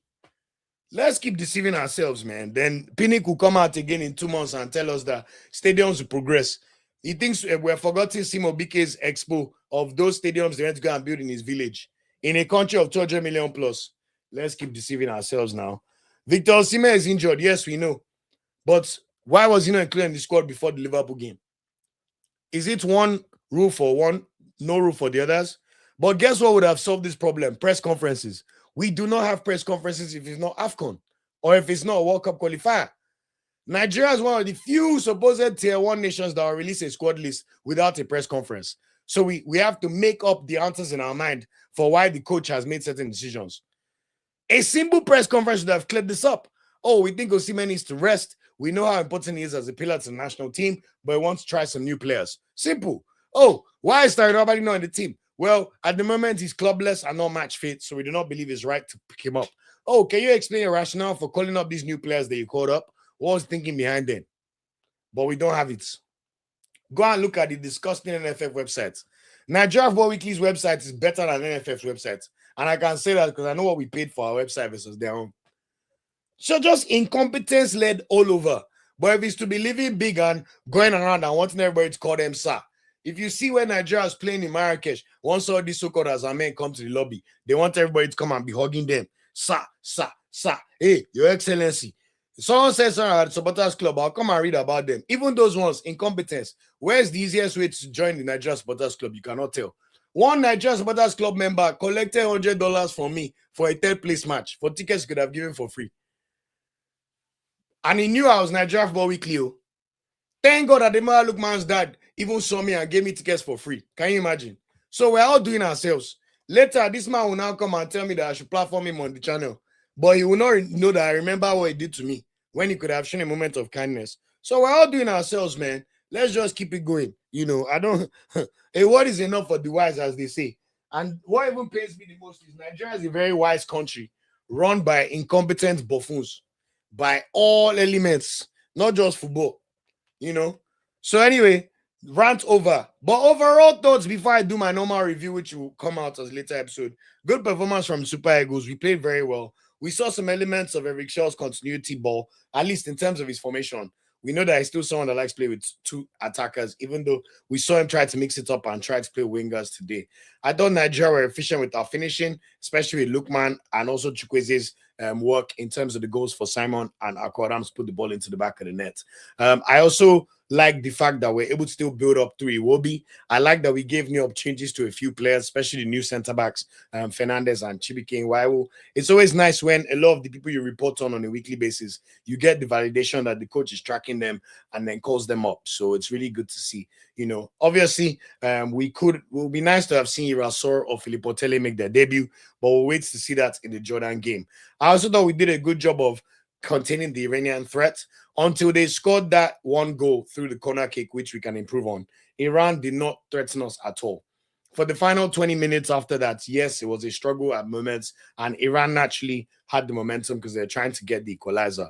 But the truth is, we had opportunities to still bury the match at 3-1, especially through Eduque. You know, I complained. You saw me when I banged my hand on the table about Eduque's miss. So here or there, but overall, good run out for the team. Nice to see the new kids. Nigeria gets another new win. I think someone has put in the comments about Nigeria now moving up to 25th in the world rankings. So we take the positives, and I like the continuity most importantly. Good to see Maduka Okoye play his first game for Nigeria in 9 months. And good to see him. I know he did an interview with Kicker, one of the big German publications. I need to read it and decipher what he said. But just good omens all around from the team, you know. Onyemechi and Osai looked good as well as right as our fullbacks from AFCON. You know, shame for Igor Ugbo that he got injured and had to be substituted. You know, that's never nice to see. But it is what it is. And obviously, Ajayi pulled out of the squad too. So Ugbo did okay in the first half, but good to see Fernandez and Nwaiwu come on. Fernandez struggled a little bit. He was also the one defending Mediterranean when he scored, but dust your fingers off and go again. Ndidi and Iwobi were good as well. You could see Iwobi coming back. To try and like build up the play, but he wasn't as efficient compared to like AFCON, but that's understandable because you're playing a new team.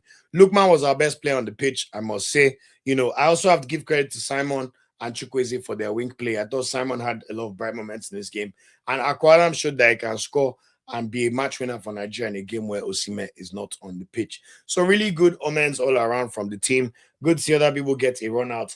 Yet again, Eric Shaw did not give Rafael Yedika minutes, man. I don't know what Yedika has done to this coach, but it is what it is. But anyway, shout out to everybody for the live stream. Like I said, if you're new here, please, when I draft more weekly, please consider liking the video. That would be much appreciated. please consider subscribing to the channel. We don't just cover Nigeria during Nigeria games with watch-alongs, preview, and reviews. We cover all our players in their club football teams on a weekly basis. In fact, we review every Monday, we preview every Thursday. I do a members-only live stream every Wednesday, and we make sure that we also bring out bespoke content whenever there's an important game or reaction that's needed from a Nigerian perspective. So that's what we do on here. Obviously, without the World Cup, we will be tracking our African brothers during the World Cup through Nigeria Football Weekly and Africa Football Weekly. So stay tuned to us. Shout out to our South African brothers who always join during the live watch-alongs from last year. I appreciate all of our other African brothers, not Nigerian, who join as well. And I hope that everybody in this live stream, especially in the diaspora, you're able to see this as a great community to watch Nigeria and also discuss and build with the community so that you can feel as if you're watching Nigeria back home and not just, in solitude or in your own little bubble. So I'm very, very glad that we're able to create this space for everybody, and much, much, much, much appreciated for all the support. So thank you. Apologies to the guys waiting a bit too long. Sorry, I just want to quickly just go through the comments and then we'll have our viewers come and talk. And then, like I said, in case you're hearing this, I'm going to be dropping a video about the hot takes. I'm bringing back the hot takes video series where we literally review Nigerian fans' comments and the community's comments on Nigeria's games once a Nigeria match is done. So we'll look out for that video. Make sure you give me your hot take comments within that hot takes video once it drops, and that should drop for you by tomorrow at the latest. And we'll do the Jordan preview game on Sunday ahead of the Tuesday match in the same stadium. So look out for that, and thanks for all the support. Shout out to you guys. You have gotten the live stream up to 100 and how many likes have we got now?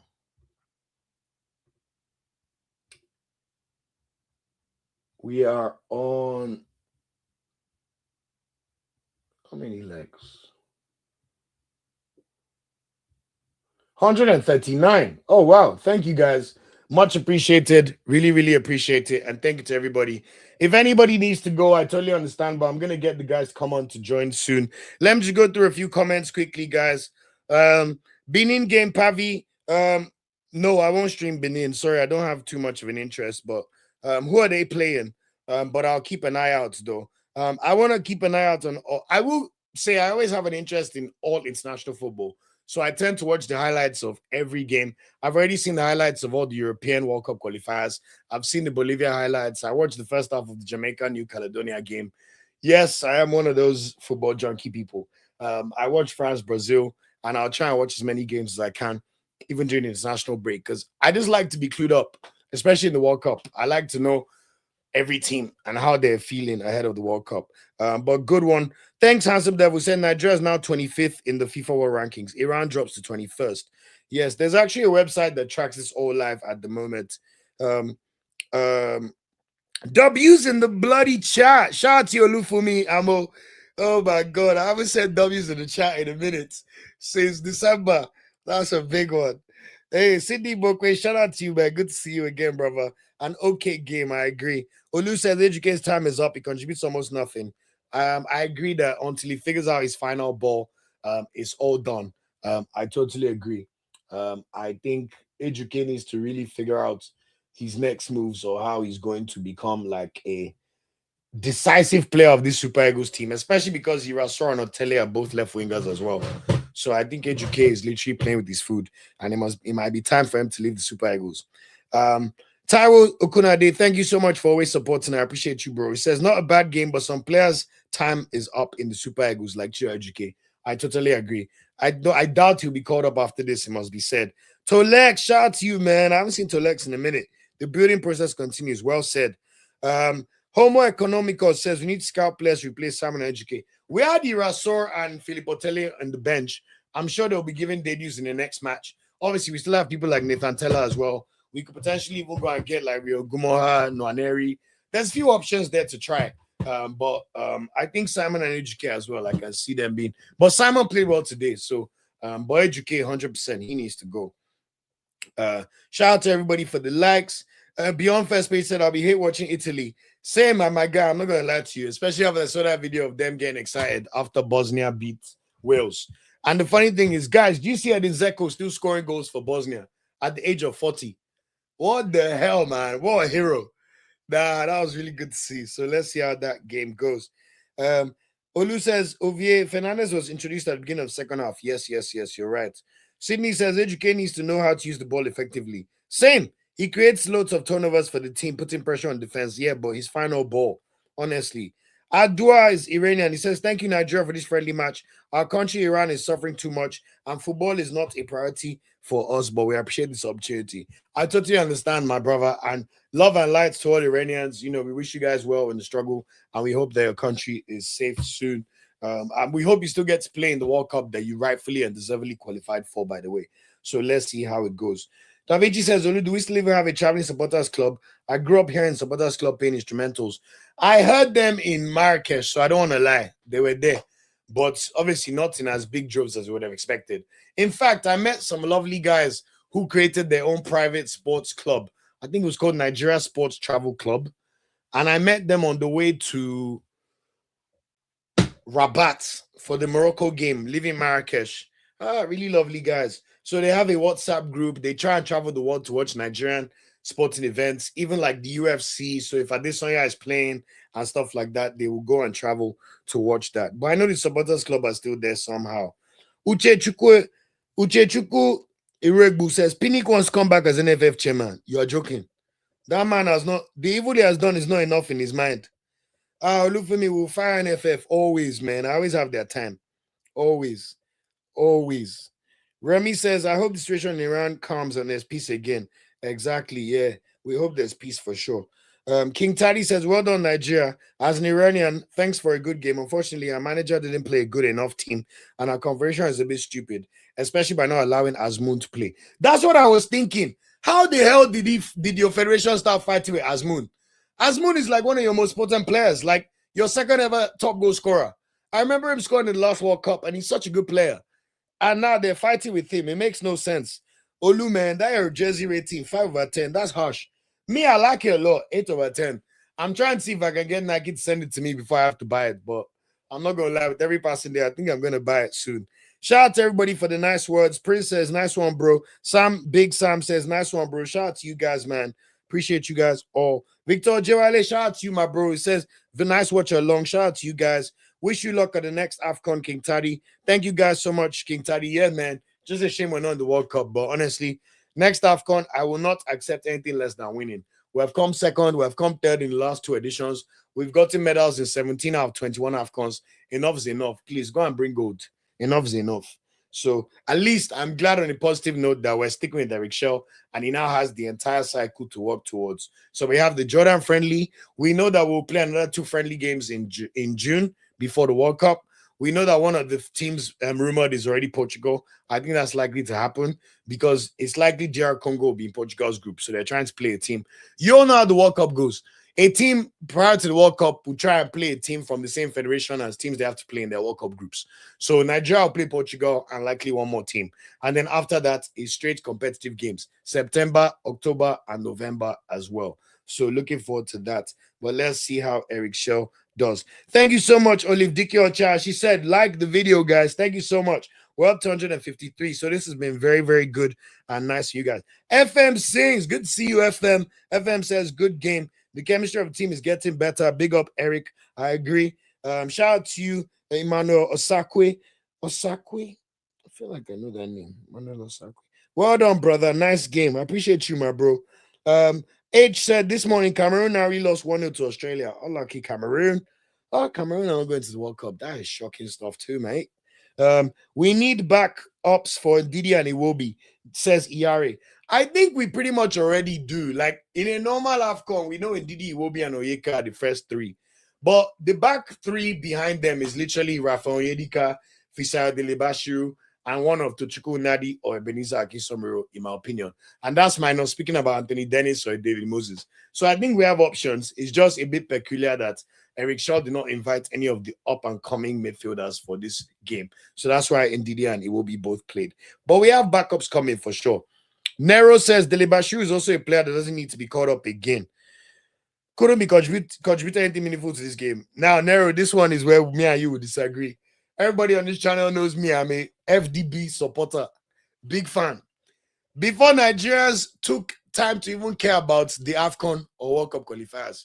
I watched Fisayo Delibashu in his second or third match for the Nigeria, playing against South Africa in Uyo on a bad pitch while we're losing 1-0 to South Africa, wearing the number 10 jersey, scored the equalizer for us in Uyo, while Nigerians were not giving a shit about World Cup qualifiers under Finidi George. I watched this same Fisayo Delibashu that you spoke about when we played Libya in the same Uyo 2 years ago. We're on the verge of missing out on qualification. 10 minutes to go. Guess who scored the goal to bail Nigeria out to beat Libya 1-0? You guessed it right, Fisayo Delibashu. That was the game before Libya then tried to sabotage our team in what's that their capital city? Is it Tripoli or in Libya's capital city that our players were held hostage and Gusa was there and could not do anything. So me and FDB, I'm always telling you guys, Fisayo Delibashu last 5 games have started every single game under Maurizio Sarri for Lazio for a reason, as a central midfielder, as one of the 8s. Yes, today Eric Shaw played him as a right winger, but we know that his best and most effective position is through the middle, like we saw in the AFCON against Uganda, where he was exceptional and assisted Paul Onuachu. All I'll say with Fisayo Delibashu, not to say he doesn't have bad games, but I want you guys to give nuanced commentary. If you're only watching a player 3 times ever, and all 3 times you watched him, it was bad, fair play.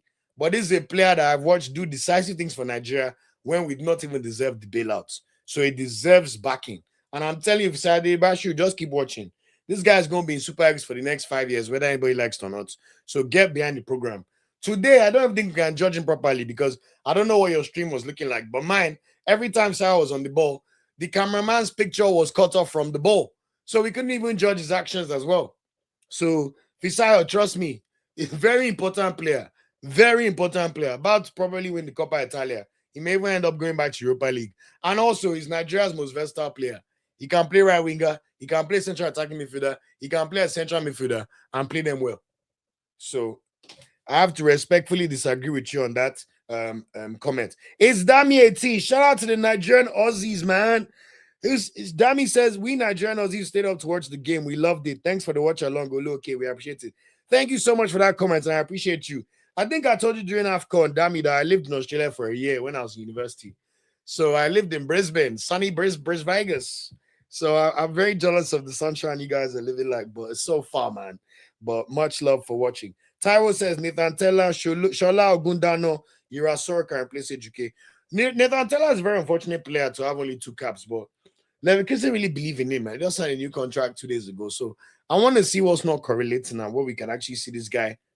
When can he actually take that hit that's going to make him, reach the potential he needs to get to? You cannot be a player, and we keep talking about your high moments as, yes, you won the treble unbeaten with Leverkusen, but you were not a starting player. Boniface was.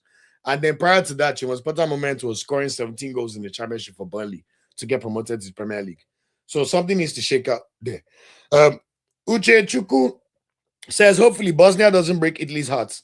I'm in 2 minds. I want Italy to go because of Calafiori, I must be honest, because I want all my Arsenal players trying to go to the World Cup to win, so it helps the momentum. Calafiori, Gyökeres, those Gyökeres score a hat-trick. Let all their countries qualify for the World Cup, please. Let them be happy. I don't want them pissed off. But on the other hand, if Italy can miss out on the World Cup, which means it will be 12 years since their last World Cup, it will make me feel better about Nigeria missing out on the World Cup, to be honest. So I know Bosnia might be cooking up something. And mind you, the game is going to be placed in Bosnia. So let's see how this game goes. It's going to be interesting, man. I made the best team win. Afiu says, I think Bolivia will beat Iraq. I think so too, but you can never ever underestimate these Asian sides. They will be organized, but you will expect Bolivia to beat Iraq and qualify for their first World Cup since 1994. I also watched Jamaica, and I won't lie to you guys. Jamaica is so rubbish, man, guys. How did we not beat Congo? Guys, Jamaica beat New Caledonia 1-0. Now, DR Congo are going to beat the shit out of Jamaica. They are a horrible footballing side. Like, it is just so sad we put ourselves in this position. But honestly, I'm tired of lamenting or crying over spilled milk. So it is what it is. Taiwo says, I heard Russia wants to organize a tournament with top countries that didn't qualify for the World Cup and make it as glamorous as World Cup. I beg, Nigeria, move your mind from all those kind of things, please. Go and qualify for the World Cup. Even if you say there's no tournament they can try and create that will be as glamorous as the World Cup. Nobody cares. Next time, make the World Cup. Italy missed out on World Cups. They have 4 World Cups in their history that they've won. So who are we now to go and be doing glamorous? I bet go and do better next time. Thank you. Sydney said we need replacement for Iwobi. Iwobi K. Iwobi that we're praising of all the great things did at AFCON. Or Sydney, do you just mean having an option to play or do the work Iwobi can? I hope this is not Iwobi criticism, because I don't want us to forget the good things we have done. So I think you mean that maybe it's like, what's the Iwobi backups? The funny thing is, if someone can play the ball through the lines like Iwobi, it's probably even Fisar Delibashiru. Onyedika potentially too. Onyedika is a very good passer, it must be said. So let's see what the options look like on that take. Isdami says, Olu, why even saying Congo as if they have qualified already? You have playing Reggae Boys. Dami, they did not play well. Lou. Do you know New Caledonia are like, how do I even describe it? No offense, Elias. It's like Nigeria playing Somalia. We should beat Somalia 6-7-8-0. Trust me, it's Dami. Do not get excited. Congo are going to beat the shit out of them. I'm telling you. Ikechuku says, Ejike don't deserve call up to Super Eagles. I'm surprised. Honestly, I was very surprised. He must be a good omen in the camp, though.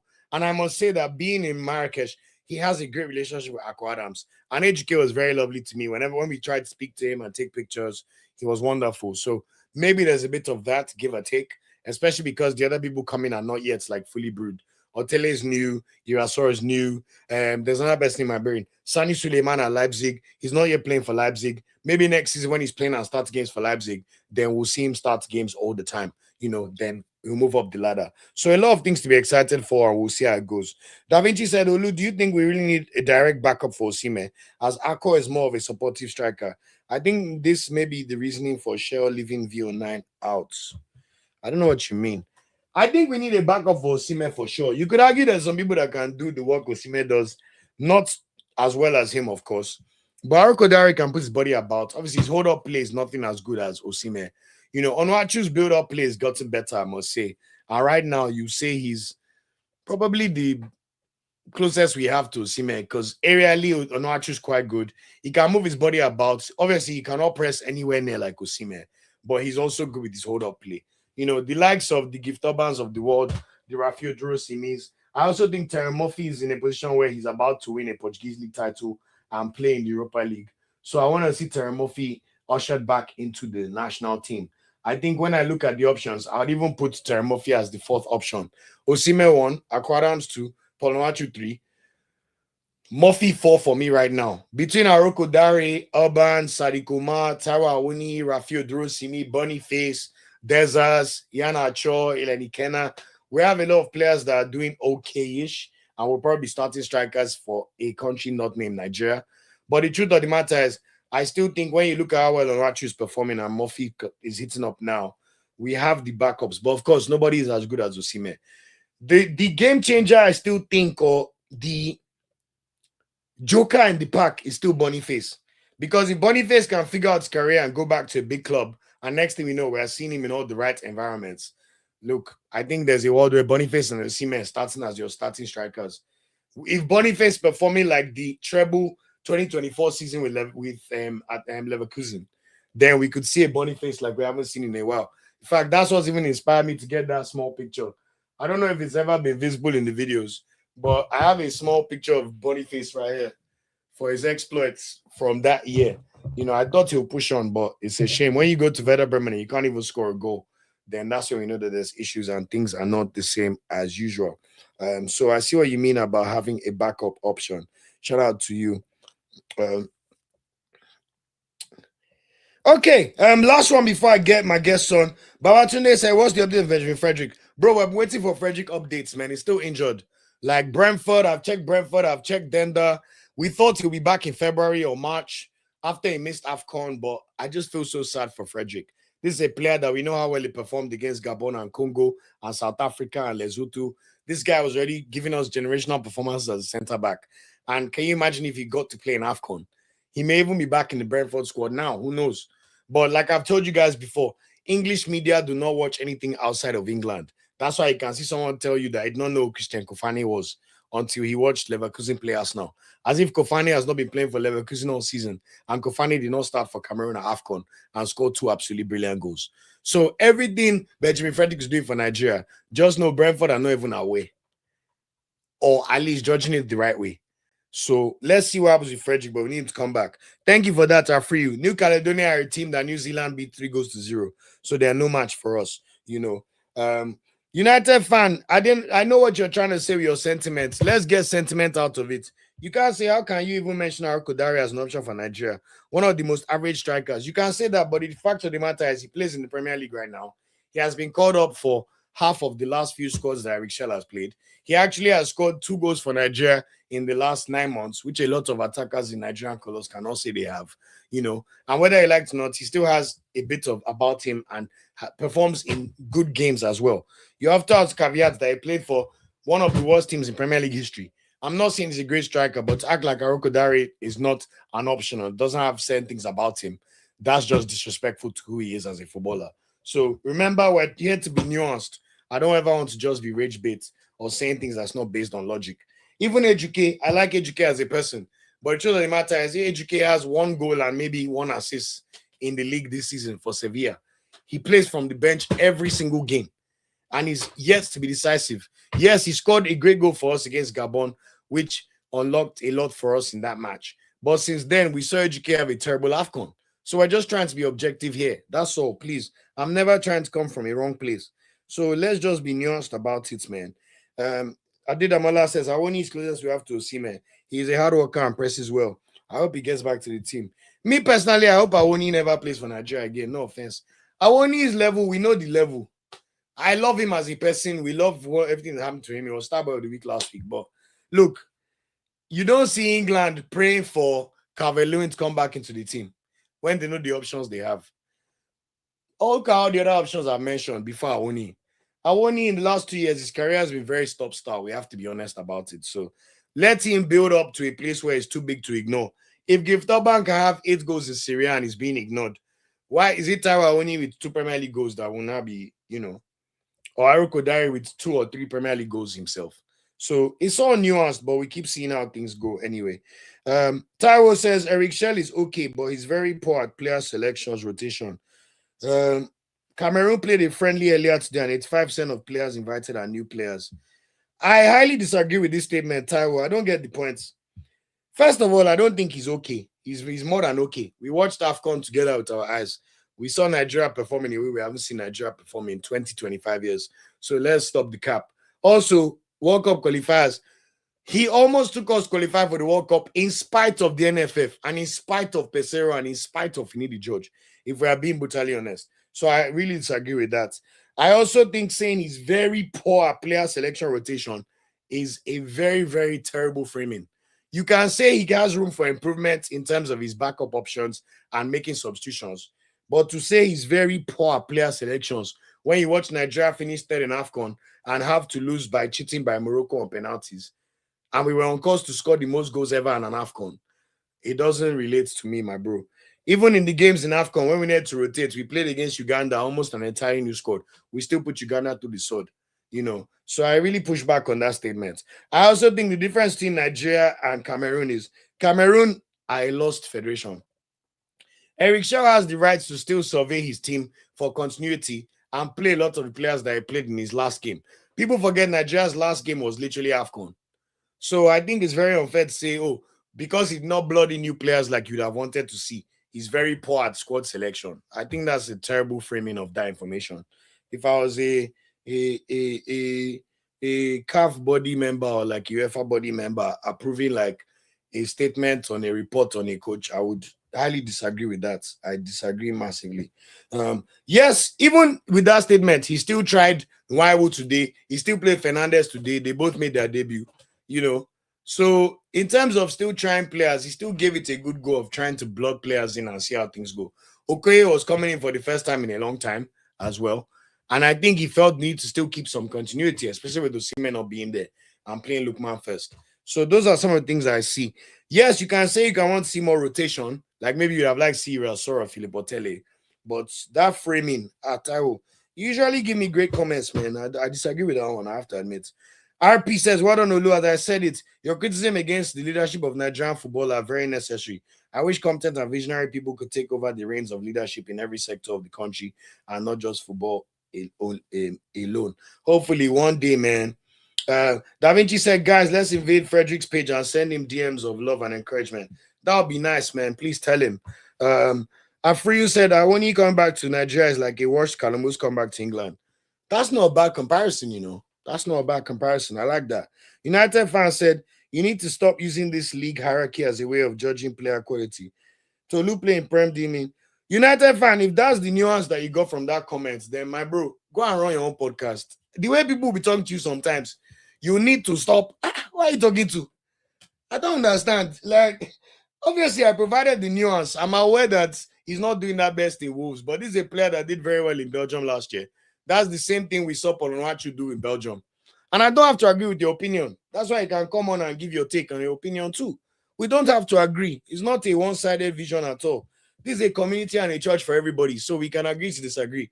But I don't have to agree with your opinion. You don't have to agree with my opinion.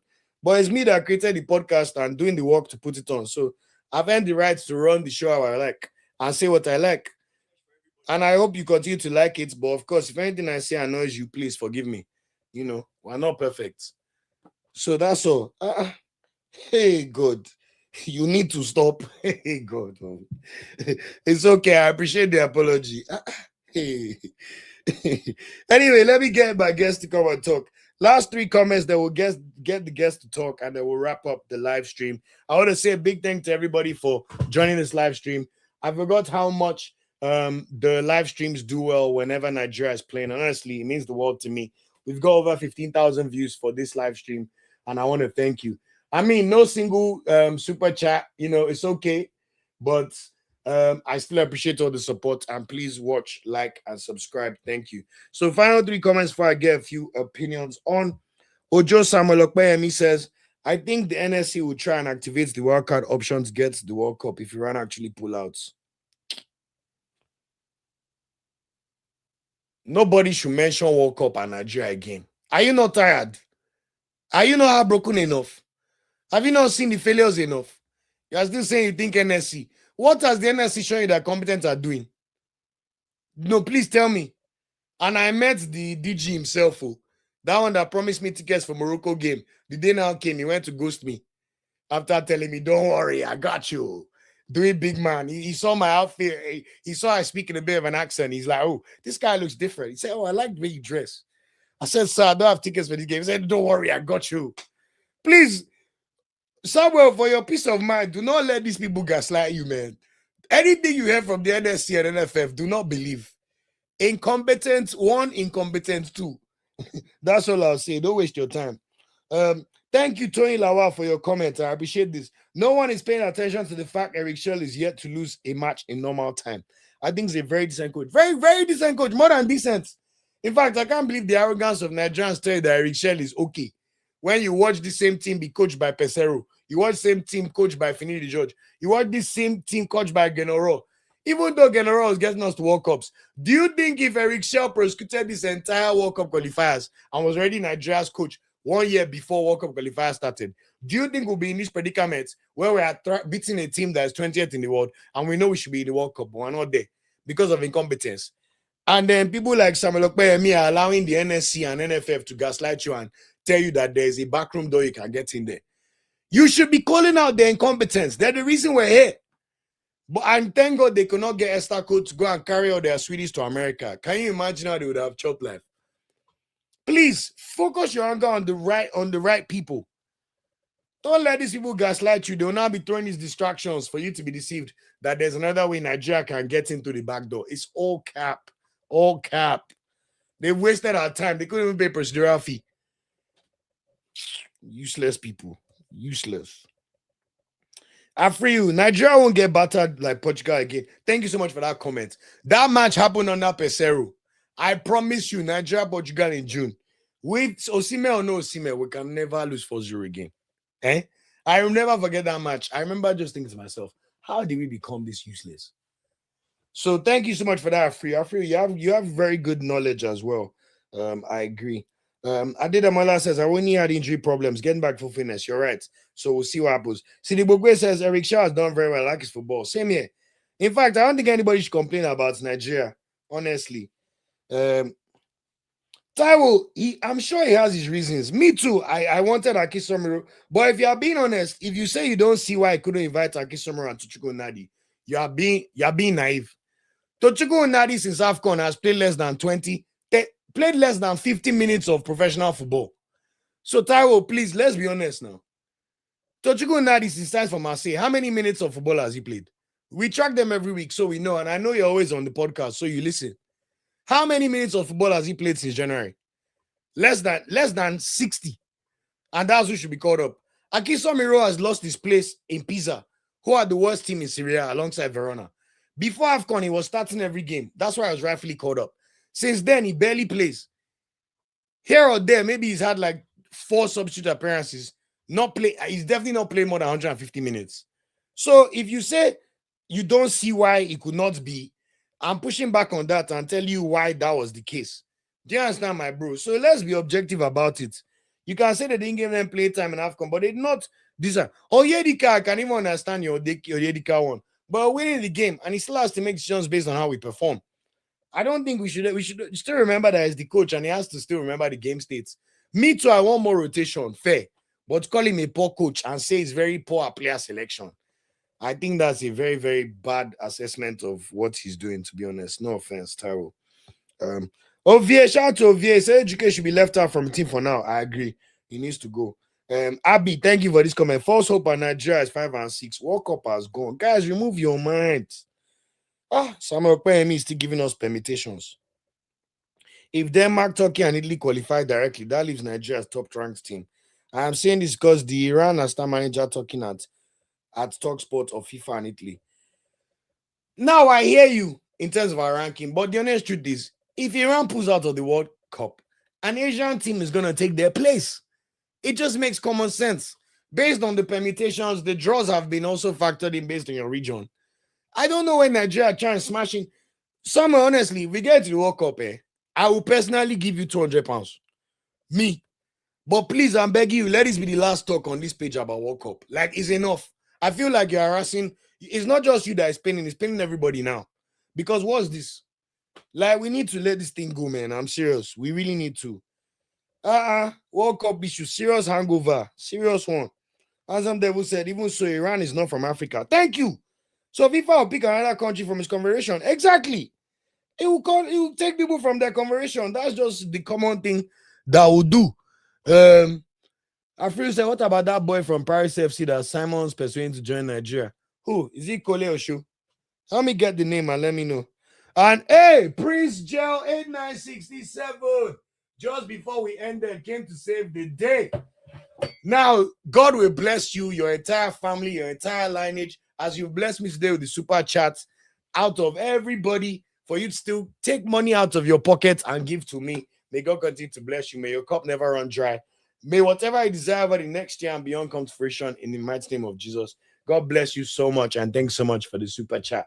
I'm not opposed to receiving some more, but I've spoken enough. Let me get my guests on, then we will wrap up the podcast. As I said, for housekeeping, I will still do a review video that will drop for you tomorrow. So look out for that video for your listening pleasure. I will also send out the video around hot takes. So remember to drop your hot takes under that video once it drops, and we'll do the hot takes video. The Jordan preview video should drop on Sunday or Monday ahead of the Tuesday game. I'll do a live watch along on Tuesday as well for the Jordan game, now that we've figured out how we can watch it, and the usual live stream like we've done today. So just to let you all know, thank you. Shout out to you. Lord, I already said, Olu, I think you have a calling in ministry. Your prayer lines are, Lord. When I was young, one day my daddy said I may become a pastor. But I think I was just trying to say I know how to talk well and speak well. But thank you so much. That's really kind of you. Michelle Oberico says, what if FIFA doesn't pick an Asian team? Michelle, I can guarantee they will pick an Asian team. Do you know why? Because remember, during the World Cup draws, based on your federation, you don't want 2 African teams in the same group. You don't want 2 Asian teams in the same group, and different things like that in permutations. So it does not make sense for them. I think Iran's group is Belgium, New Zealand, and Egypt, for example. In fact, Nigeria, stop wasting your time. FIFA are not going to put Nigeria in the same group as Egypt. Stop wasting your time. I'm telling you. But I like the hope, man. Like, I like Nigeria's ability to hope and still hope for good news. Hey, shout to you, Adeyemi. Shadow Olu. Hey, man, they say, God bless you, man. Same way you have blessed me with the super chat, may God continue to bless you. Wherever your heart desires this year, may it come to fruition in Jesus' name. God bless you so much. Taking the time out of your day to watch, to like, to share, and to give money out of your pocket. Honestly, it means the world to me. Thank you so much for that. And may God continue to bless you. Thank you, thank you, thank you. Also, what's up, Devil? Oh, wow. I appreciate this so much, my bro. Thanks so much for all your comments, always engaging. I love reading your comments. I love all the likes and all the community engagement that you bring to this channel. Thank you so much. And as you bless me too, may God continue to bless you too, my brother. May your cup never run dry. Whatever it is that you desire over the next year and beyond, may it come to fruition in the mighty name of Jesus. God bless you and thank you, thank you, thank you so much. Thank you so much, guys. Man, from zero, we got 3 super chats in 3 minutes. Wow. Thank you so much, guys. I appreciate you all. Afriyu said Kuleo Show. I know Kuleo Show was called up in the Italy under 21 squad. So, you know me, I don't like talking about players that are not yet to give some kind of commitment indication to Nigeria. In fact, we can even talk about Kayode more after the shakara that Italy did for him. I can't believe Italy did not call him up. They didn't even put him in the under 21 squad and they called up Onestano. So let's see what happens there. And Ovie says, make anybody touch Eric Shell. The guy is focused coach and you can see it in his eyes. I agree. Very, very, very, very focused coach. Okay. Shell and Big Sam. Let me see who's up. Let me get Shell to come and... Oh, wait. Abdul Wasiu Sanusi said, honestly, I'm just coming across you. Where have I been all these years? Wonderful platform. Wow, that means the world to me. Thank you so much. And this is exactly why we do these shows. Thank you so much, Abdul Wasiu. Thanks so much for joining. Happy to have you here. It's a broad church for everybody that loves football and Nigeria football in general. So I'm so glad you just discovered us. I'm glad to see that. Aaron! No, Aaron said, of course, I just woke up. Don't worry, Aaron. The good news is Nigeria won. So that's the good thing. So love, love, love. And thanks for joining. CD Bokwe says, Nigerians can't believe the impossible. Hope against hope. That's why politicians treat us anyhow. I'm telling you. We have already seen the World Cup is not happening. They're still walking through the back door. All the things that could have gotten us there competently, they don't go and tackle us. I mean, where is the stadium? In the whole of Lagos, there's not one competent stadium to host our national team in 2026. Nigeria is the only so-called top footballing nation in the world that does not have a well-functioning stadium in its most popular city or its capital. Go and check any other country and come and quote me, guys. I promise you, there's no other country that claims to love football that's like that with Nigeria. I'm telling you. FFM6 says, F. Olude motivate us when we lose interest in our national team. God, thank you so much. Afriyu says, Sweden walking to the back door. At least Sweden won. Nigeria, FIFA gave us back door. Beats DR Congo. Yeah, 1-0 up. Oyeka scored. And Lukman caused the ball back. Ndidi and Chukwueze run into each other. We lose to DR Congo. DR Congo have not got to World Cup for 2 years. We watched DR Congo with our Kuro as an AFCON. If Nigeria played DR Congo 9 out of 10 times, we'll beat them. But guess what? The one time we had the chance to do it, what did we do? We did not do it. So the game is the game, man. Nigeria, they've given us every opportunity. And we refuse to do it, I'm telling you. Adeyemi says, I've been following since Nigeria Gabon, and I do enjoy a lot of your handwork. Where in the UK are you, bro? Shout out to you, my brother. I am based in London. I'm in Lewisham, so I'm literally South London. Close to Millwall, close to Crystal Palace, close to London Bridge as well. And the main thing that takes me to North London is to watch my beloved North London forever. Whatever the weather. I appreciate you so much. Ovie said, Olu, if 2 European teams can be the same group at the World Cup, why not 2 African teams? I agree with you guys, but guys, stop trying to find ways. What kind of, oh my God. Oh my God. Europe has always had more teams in the World Cup than groups now. We've always known this. Why are we acting like this? Guys, if Nigeria is going to World Cup, no problem. Where I go. If you want to do permutation in your head, that will get there. No problem. Me, I'm telling you, Nigeria is not going. Face your fronts. Stop looking for back angles. Europe always has more teams in the World Cup than federations of groups. They've been the only federation that before the World Cup, when it was 32 teams, had more than 8 teams in the World Cup. So they're the only federation that had up to 2 teams in a group. Now, same way, there's how many groups? 12. Europe are the only federation with more than 12 teams at the World Cup. So that is why they get to have 2 teams in a group. And even that, they worked out the permutations of how they would decide which team will be in the group, because it's not the tier 1 European nations all in the same groups. So if you believe you go to the World Cup to the back door, no problem. If we go there, I'll shamelessly even come back and apologize and carry myself to America. But stop gaslighting yourselves. We're not going to the World Cup. I don't get it, man. Like, I don't understand. We're not going to the World Cup. Are you not tired? Are you not tired of heartbreak? It's not enough. The Congo one did not pay you enough. The South Africa one did not pay you enough. Lesotho did not pay you enough. Benin did not pay you enough. Zimbabwe did not pay you enough. Zimbabwe times 2. Lesotho times 1. I don't understand. Like, what's going on here? Go and fight NFF. You are looking for permission to enter to Mago. We don't deserve to go. We don't deserve. Go and win your games next time. Don't be drawing against Lesotho with Kelechi Iheanacho starting as a right winger or playing Benjamin Tanimu center back. Someone will tell me if Saadi Lebashu should be nowhere else. As if it's Nigeria that not lose. South Africa, we drew against South Africa home and away. It's even if Saudi have helped us to even draw against them in New York. Go and vote. You know what? Let me maintain my composure again. Shout out to Eric Shell, like Daniela said. Shout out to you, Daniela, man. He's cooking something. I hope he stays longer. I agree. And thank you so much for these kind words. You are the reason why I still support Super Eagles. I have given up on them a lot of times, but your spirit drags me back. Honestly, the spirit drags me back. Thank you so much for that kind words. Please. Sydney, honestly, Carabao is okay, man. I don't care about Carabao Cup at all, to be honest. Like, it's that Premier League I need. If Arsenal don't win the Premier League, I may stop watching football forever, I swear. Afriyu said, can we not disqualify Egypt as another permutation to bring that? I like that. Keep the banter. Uchejuku, some of our fellow community members, they are still trying to enter World Cup. You see, Michelle, she now said it's banter. Does it look like the pain Nigeria is causing us is banter? Do you think to stand up here and do live stream for 3 hours is banter? Say I should relax. You relax, please. Any comment except World Cup and Nigeria, please, I will accept.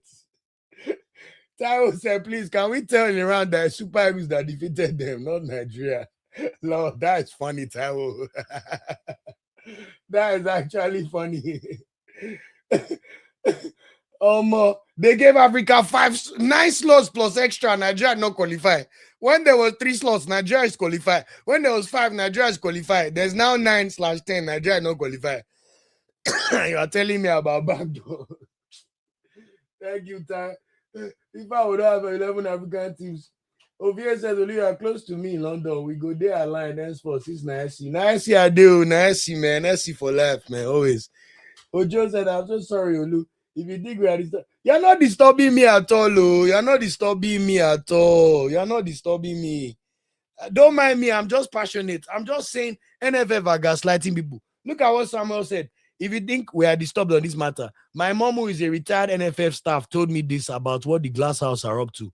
I don't have love for NFF. They still owe my mom. Can you imagine? Of course, they are your mom. But yet, they want to go and collect money from Friendly, from Jordan. They are owing salary. They've not done anything. And let me tell you, that's why I said they're so incompetent. This is the same NFF that told the players that they should be rest assured there's a case. That's why Iwobi was going online to say, oh, we're still waiting to hear what's going to happen. My point is NFF are lying to everybody. They're gaslighting us all. We watched Pinnick do an interview with Sunday Olise literally less than 2 months ago, telling us that we'll have stadiums as good as Morocco in 18 months' time. Does anybody with a functioning brain cell believe that's true? My point is they're gaslighting you and we keep drinking the Zobo. Stop drinking their Zobo. In fact, extrapolating from NFF, same thing with anything leadership in Nigeria. Churchill, presidency, stop drinking their Kool-Aid. They almost treat Nigerians like we're stupid. And that's the thing that pisses me off. You see they no pay procedural fee. There's no cash issue there. You are still looking for another Mago to enter, even if it's banter. Why? Instead of us to be using all our efforts to focus on those, someone would tell me that I like to use swear words now. Also, someone was messaging me as if I'm 2 years old. I was like, look, I live in England. We swear sometimes. We say fuck. We say I don't give a shit. It doesn't mean like it's not like you've committed the worst crime in the world. Someone was messaging me telling me that I should really be careful about my words and my language. I was thinking, am I 16 years old or 33? But I appreciate the concern. Anyway, my amazing community members coming to talk. I'll be waiting for a while, so I apologize, guys.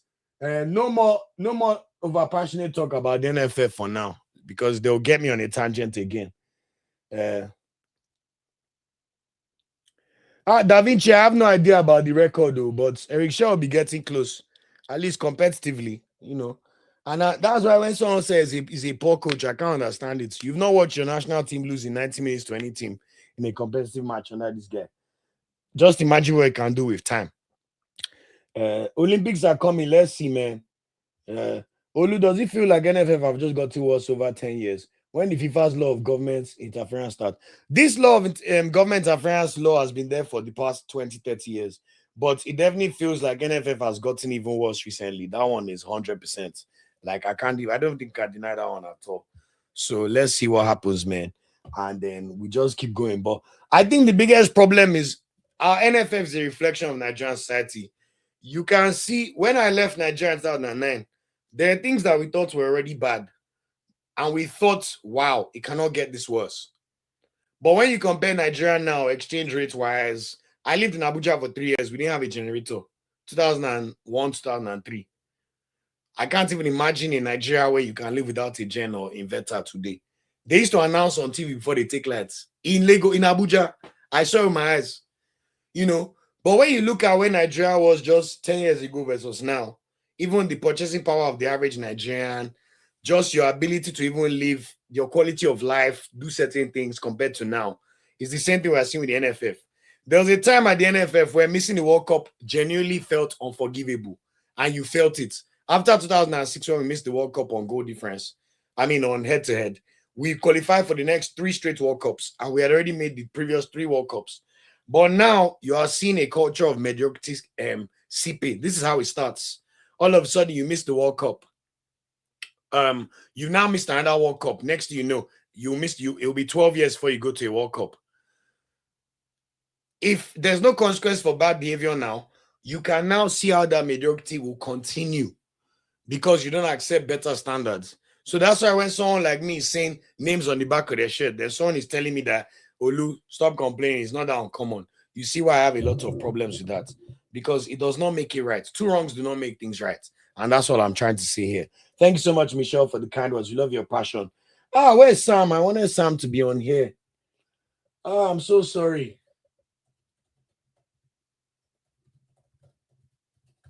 I forgot that people are working. All right. Let's get the people still back on. If anybody wants to give their thoughts, I will also just drop the link back again. Adam, thank you. In fact, just before I start, Adam Maogo, this is exactly what explains NFF incompetence. As of yesterday, we all thought the match was going to be on at 3 p.m. Yes. Next thing you know, they announced yesterday that it changed to 1 p.m. In fact, as of today, the match started 30 minutes before we even knew the game was supposed to start. So it is what it is, man. Rena, corners, I think there were 2 for Iran, 1 for Nigeria. So 3. Thank you so much for the kind words, Michelle. This is really nice. I really appreciate it. And may God continue to bless you too. Adama, the match has finished. We won 2-1. Goes by Moses Simon and Akko Adams. Lookman with the 2 assists. We played really well. We deserve to win. We should move up the world rankings 25th as a result. And we played Jordan on Tuesday. We also saw new debuts for Emmanuel Fernandez and Chibike Nwaiwu as well. No, exactly. I even saw that NFF stuff. All right. Jackson and Shane, I'm going to bring you on together so you can come. They don't get us started on camera. Everybody on the live chat already knows how long we spoke about it. But once again, I want to say my final thank you in case anybody drops. God bless you all. Thanks for all the support on the stream. If you're new here, please consider liking and subscribing. As I said, we do live streams every Monday and Thursday. We also do a Members Only live stream on Wednesday. But we cover any and everything Nigerian football. You know, because of the support on this channel, I even got to cover one of the Let's Go Madrid Champions League games. Of course, I was in AFCON myself. I'll hope to see if I can get to the women's AFCON if possible. If not, we'll try and make sure we go to the AFCON in Pamuja next year, as well as the Women's World Cup in Brazil, by God's grace, after we qualify. Thank you guys so much. And then also, I want to say a big thank you for our usual subscribers and community members. Thank you for all you do for this channel. Because of you guys, we've been able to get close to 17,000 views for today's stream, and I do not take it for granted. And shout out to our 3 super chats so far today. God bless you all. I do not take it for granted. It is very, very, very, very, very, very, very appreciated. So important. Shout out to everybody on, and I will get my 2 trusted community speakers to come on. Exactly like Uche said, back-to-back World Cups. 2006 made it certain Christian Chukwu didn't come close to Super Eagles again. Exactly. But somehow Guavon is still there after 2022. Uche Chukwu, thank you so much for that comment. I appreciate it so much. Taiwo, yes, I've heard about the Pamuja thing, but honestly, with Africa at this point, we work with what we have for now. We'll see what happens. But AFCON must not be hosted in Morocco again for the next 10 years. Let's go to South Africa. I know South Africa cannot win AFCON, so let's go there. That's when Nigeria won our last AFCON anyway in 2013. So let's go back. If they like this, complain online. Mzanzi. We'll go and collect trophy. No problem. All right, Jackson and Sheo, let's go.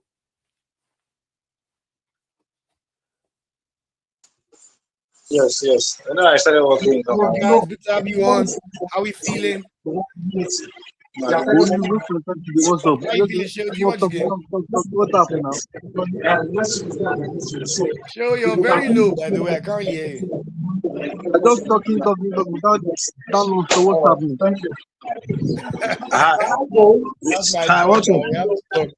There is Seun. I can't see him. He's on. We're both here.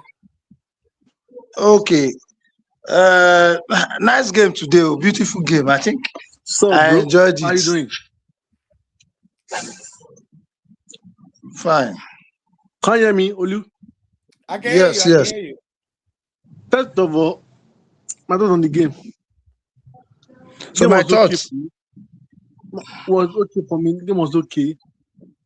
But I think Educate need to go.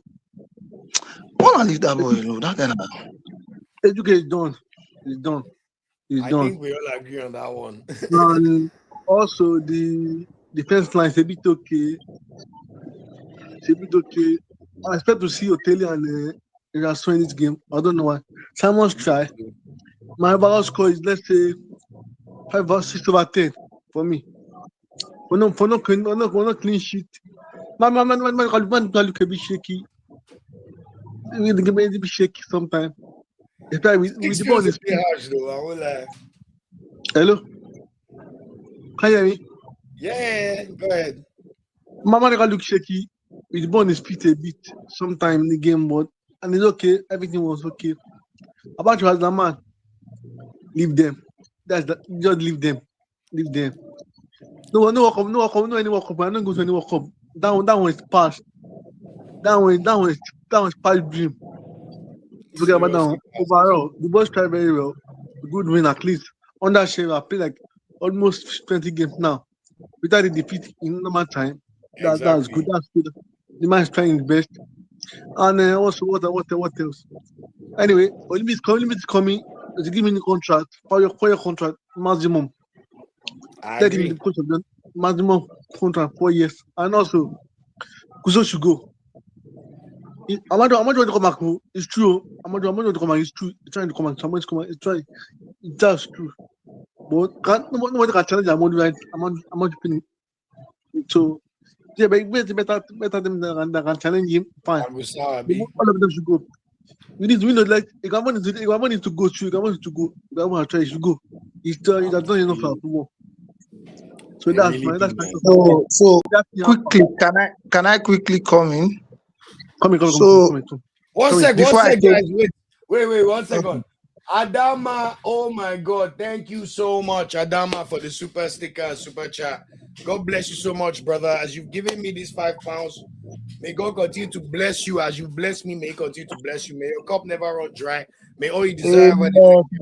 Amen and amen. thank you so Amen. much as you're supporting me and putting money in my pocket. May God continue to bless you and may your cup never run dry. Thank you, thank you, thank you, thank you, thank you. Amen and amen. All right, Jackson, Um, let's go. so let me start from where Shehu ended. So you know why we don't? I realize that we don't have ex-footballers in all these things because they don't understand the politics.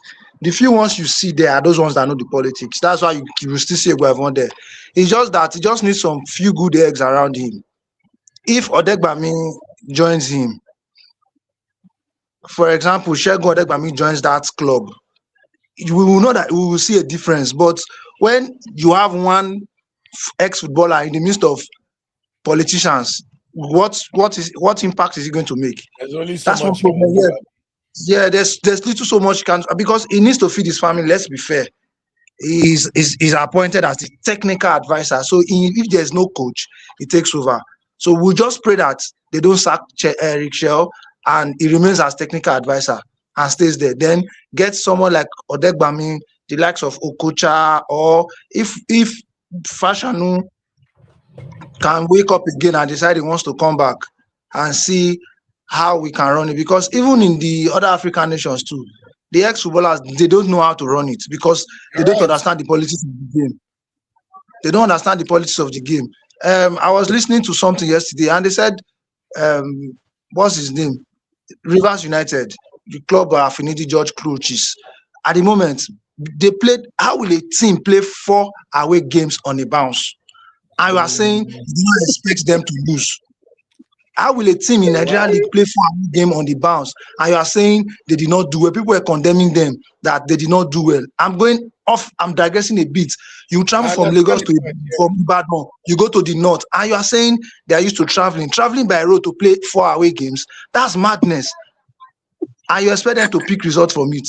So those are the things that will always affect our teams. If we say Eric Shell should watch our Nigerian league, where is he based? If he's based in Abuja, is there an Abuja team? Will they fly him to watch matches or will he be using road? Those are the things that we need to look out for because most of the times I guess almost like operational, like it's all well and good saying things in theory, Jackson, but like what's the operational what's the operational system for it? So we don't even help ourselves. So we need more ex-footballers. We all know everybody is looking for Jackson, before you go.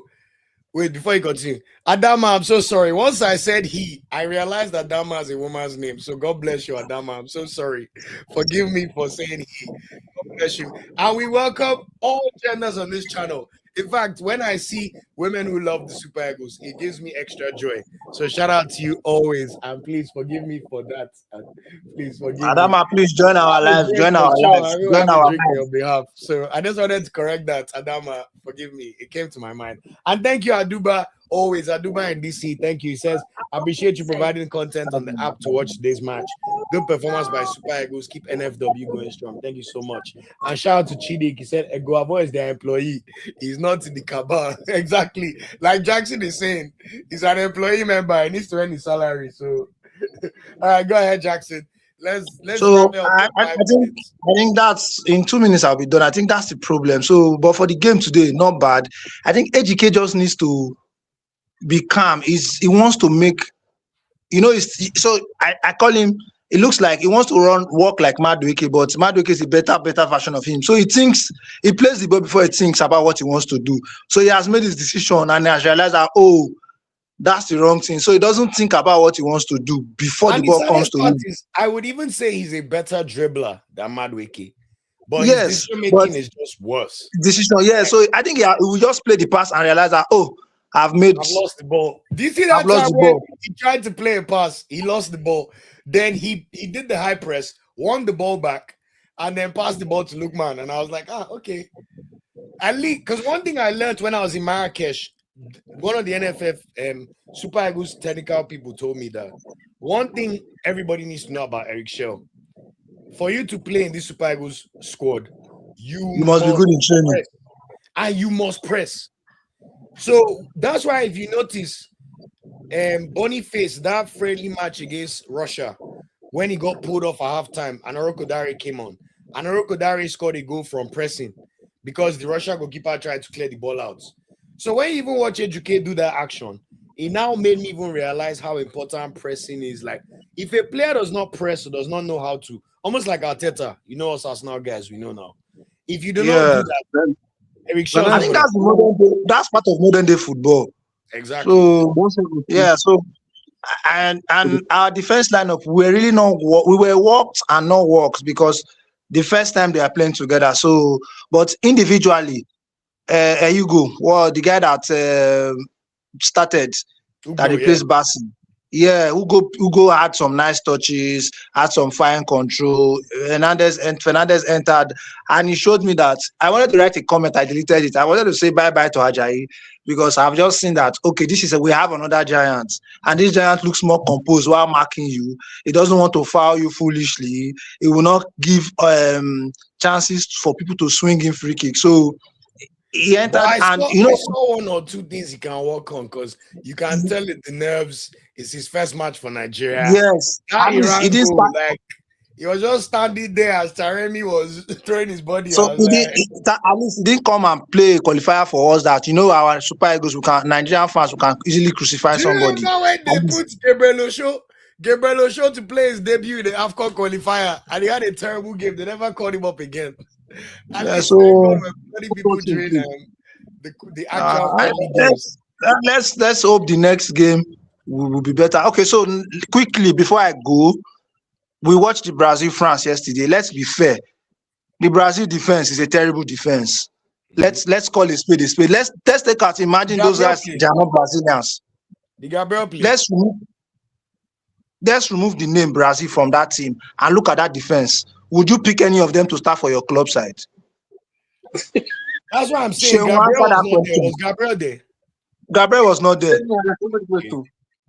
So Bremer plays No, for UV now. no, no. so One the second. defense Aduba, thank you. Oh my God. It's good when Nigeria play football and we know. Hey, see super chat. Aduba, thank you so much. I appreciate all your comments, all your content. Honestly, and I think I even told you before, I've been to DC and Nigerians showed me love there, man. So I can't wait to come back to DC one day. But thank you so much for your super chat. As you bless me, may God continue to bless you. May your cup never run dry. And honestly, it means the world. As you've taken time out of your day to watch, like, share, support, and also bring out money from your pockets, may God continue to find ways to continue to elevate you and elongate you and increase you in Jesus' name. Amen. Please, All right, one more sorry thing. guys. All right, let's go. I Thank you understand. guys. And I think we are good for the game. Next game, we say I will get another victory so that our ranking will remain up a bit. We will not go down after the World Cup. I know after the World Cup, Nigeria is going to drop, but all the same, let's keep the flag flying and hope for the best. But what Exactly. they did today was terrible. Start a match for 4 o'clock, they played it in one. God bless NFAO or NFF. God bless them. Honestly, my bro. Thank you so much, Jackson. Appreciate you always, and I'll see you next week. All Show. right. All right, let's have it. One more thing. Before I go, please. Before I go, Olu. Yes. Yes, they watch Brazil live on watch stream Brazil game live. To stream Nigeria my live. I can't find the match when you watch the match live. The one I saw was like they were showing him feed up feed. I tell you remember she with the ball. I wish you came on. I shared a link to the actual. I found one eventually through M4S TV that I was able to Okay, share on the chat. So sorry about Maybe that, but I'm hoping that we'll maybe also get the live you streams know for for that. no for then no for NFF. Brazil playing, they play good, they play show, they have their TV to show match for Brazil TV show them all the other condition the match, but Yes, Nigeria now. pay. But I don't know for so before I go, out to something before I go. See, look at that France attack. That look at that front four. Dembele, Mbappe, Iketika, and the addition man, Olise. I was amazed with the play football. That's what we are missing. That is the ball. I feel somebody the team of play for France. That foolish NFL ball. Doesn't miss that guy. Anyway, Let's see. That's what they get one day for us. Let's That be see. Let's interesting. see. Let's see. So let me I leave think you it's now. time to move forward and see what can happen. Okay, And we'll let's see. see Monday then. Monday now. Monday live show, Abi. Yeah. Monday. No. No No, are we problem. doing a Monday? No, we'll It's do a Monday. Tuesday. We'll do a Tuesday live stream. No, And then take it today from there. Monday is okay. No league feature. No league feature this week, And Abi. no league fixtures, so no need for Oh, the Monday one, but we'll do the Tuesday yeah. live stream Good, again. good. God On Tuesday, bless. good. See Thank on you Tuesday, so no, much. Tuesday then no wala. Much Tuesday. love always, show. I want to just address something. Thank you so much for your comment, Olutayo. Let me just go to the final comments and we'll wrap up. I like your comment so much, Olugbemi Olutayo. I agree with Nigerians speak down on Ajayi way too much. He deserves much more than the way we badmouth him. He's one of the best and most considered CBs we've had in years. There is a reason he starts mostly. Now, two things can be true.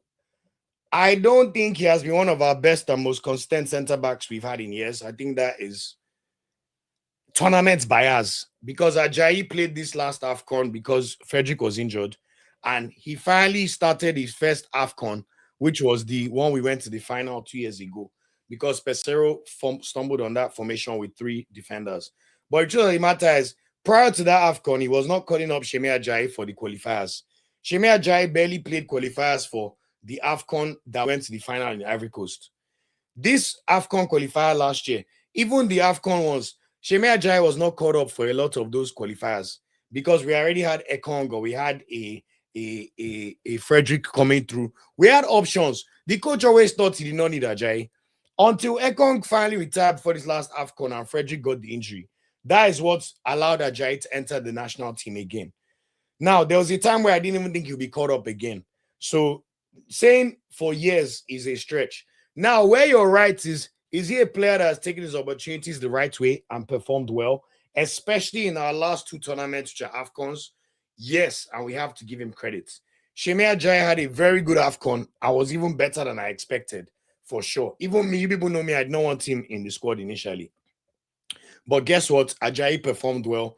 With that back two with Bassi and the Ine boys, Osai Samuel and Imechi, he was incredible. He even scored our first goal of AFCON against Tanzania.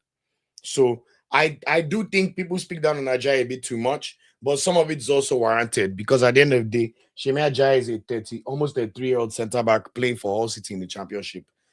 Now we have seen likes of Fernandez and Nwaiwu. You can argue that they are not yet at Ajayi's level because they don't have the experience he has. Ajayi has almost 50 caps, I think. Let me even double check it. But I think if Jackson worded it slightly differently for you, you will understand his point. It's just a case of being excited that you have somebody that looks like he might be able to take his place and can actually perform with a higher ceiling than Shemi Ajayi has. Because truth of the matter is, we're aware of Shemi's ceiling. For him to have even still gotten 54 caps for Nigeria, I think is an amazing achievement and an incredible importance to his service as a human. Yes, there's a time he was a Premier League starting centre back when West Brom were in the league, and he was very good in the air, we know. All I agree with people is there are moments where you see the deficiencies of Ajayi's game, especially outside tournaments.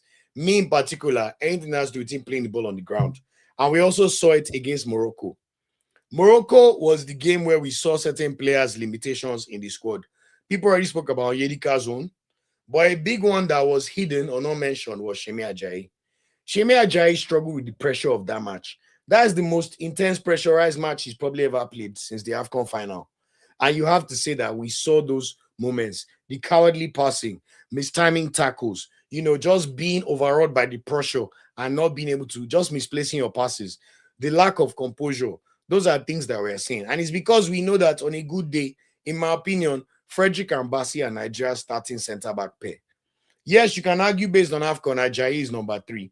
But the truth is, if you have Igor Ugbo, and now you have Emmanuel Fernandez, and you have Chibike Nwaiwu, that's 3 that you can add to a Frederick and a Bassi, because Frederick and Bassi are really your pillars going forward. That gives you 5 centre-back options minus Shemi Ajayi that allows you to look towards the future. And Emmanuel Fernandez are 6'5" and 24, so 9 years younger than Shemi Ajayi, with the same physical profile, 6'5". He also has 6 goals in 26 games for Rangers this year, so he's clearly very good in the air. He's someone that can mirror the profiling of Shemi Ajayi going forward, while also being better with the ball on his feet. At the moment, he plays for Rangers, so he has development arcs to still go through. But we like the potential and the opportunities of this guy. Taiwo even mentioned Emmanuel Fernandez on this channel one time, and I was against it. But the truth is, nobody can have all the answers. After doing my research, and I found out that a centre back had scored 6 goals in 26 games. That means he scored more goals this season than Ejuke has scored. Are you hearing me? He has scored more goals this season than Taiwo Awoniyi has scored. I said, oh, okay, we need to go and review our thoughts about this Fernandez brother. So while I agree with you, I hope that's not too long, but it's just a case of saying we should not disrespect Semi Ajayi. I agree. But when you look at his limitations and even his nuanced environment into the squad over the last few years, you can see why we're all happy by having new-blooded potential centre backs to play. And we know that Benjamin Frederick can still come back. And hopefully the injury is not so bad that we never see Frederick become the player he was before. We're hoping that as long as he shows us a glimpse of what he showed us already before, we know this is a player heading straight to the top. So I hope that calms your thoughts down a little bit and you don't feel as bad about that stuff. And Basi, and he does not start most games. It's nuance of AFCON. We have to be honest. Because if Benjamin Frederick was fit, Semi Ajayi will not have played. So I hope that's clear for you. He said the 24-year-old came in and had a not so good game. You're already saying okay, we spoke about that already. The mistake we shouldn't make is to expect Fernandez to jump in like Frederick. That guy will need time. Iwaru performed much better. Well, I'm glad you said that, and I hope that came across in my analysis because I feel you. We must give Fernandez time. I also agree Chibike Iwaru should be ahead of him for sure. So left to me, the game on Tuesday, I will literally start Iwaru and Fernandez. Let's see both of them play. And let's see what going on. But I agree that people should not be quick to judge or just put this crown of being a great center back on these people before they've performed. Even Frederick performed for over 6 games before we gave him the crown. He came in Unity Cup initially and we saw, oh, this guy looks good. But then we saw him play 4 consecutive World Cup qualifiers and he was excellent. Even in South Africa away, then we watched him play this Gabon and Congo and he was excellent again while everybody was useless. So we watched him play 6 World Cup qualifiers with excellent performances after playing Unity Cup. So I agree with you that we should give it time and then we'll see what happens. But the good news is all of a sudden, from being worried about your centre-back depth, you must say that now as a Nigerian, you'll be feeling fairly comfortable with your options going forward. Obviously, Basi is still the jewel in the crown, but when you think about what Frederick and Iwaru could be, or a Fernandez, for example, it gives you a lot more to, really feel good about. I like what Sydney said about Semi Ajayi's experience. He has over 50 caps. He has 52 caps. Sydney said, Semi's experience is critical. I like what we are building our defensive line, brought in new young blood led by the brute force of Basi. Now, Semi's experience might be helpful, but experience is interesting. If it is vocal experience, I disagree because being around the camp, Semi Ajayi might be the most quiet human being in that camp, honestly. He ain't talking to nobody. Even Iwobi talks more than him. But obviously on the pitch, maybe he's a lot more vocal. And obviously he has the experience of playing in big matches.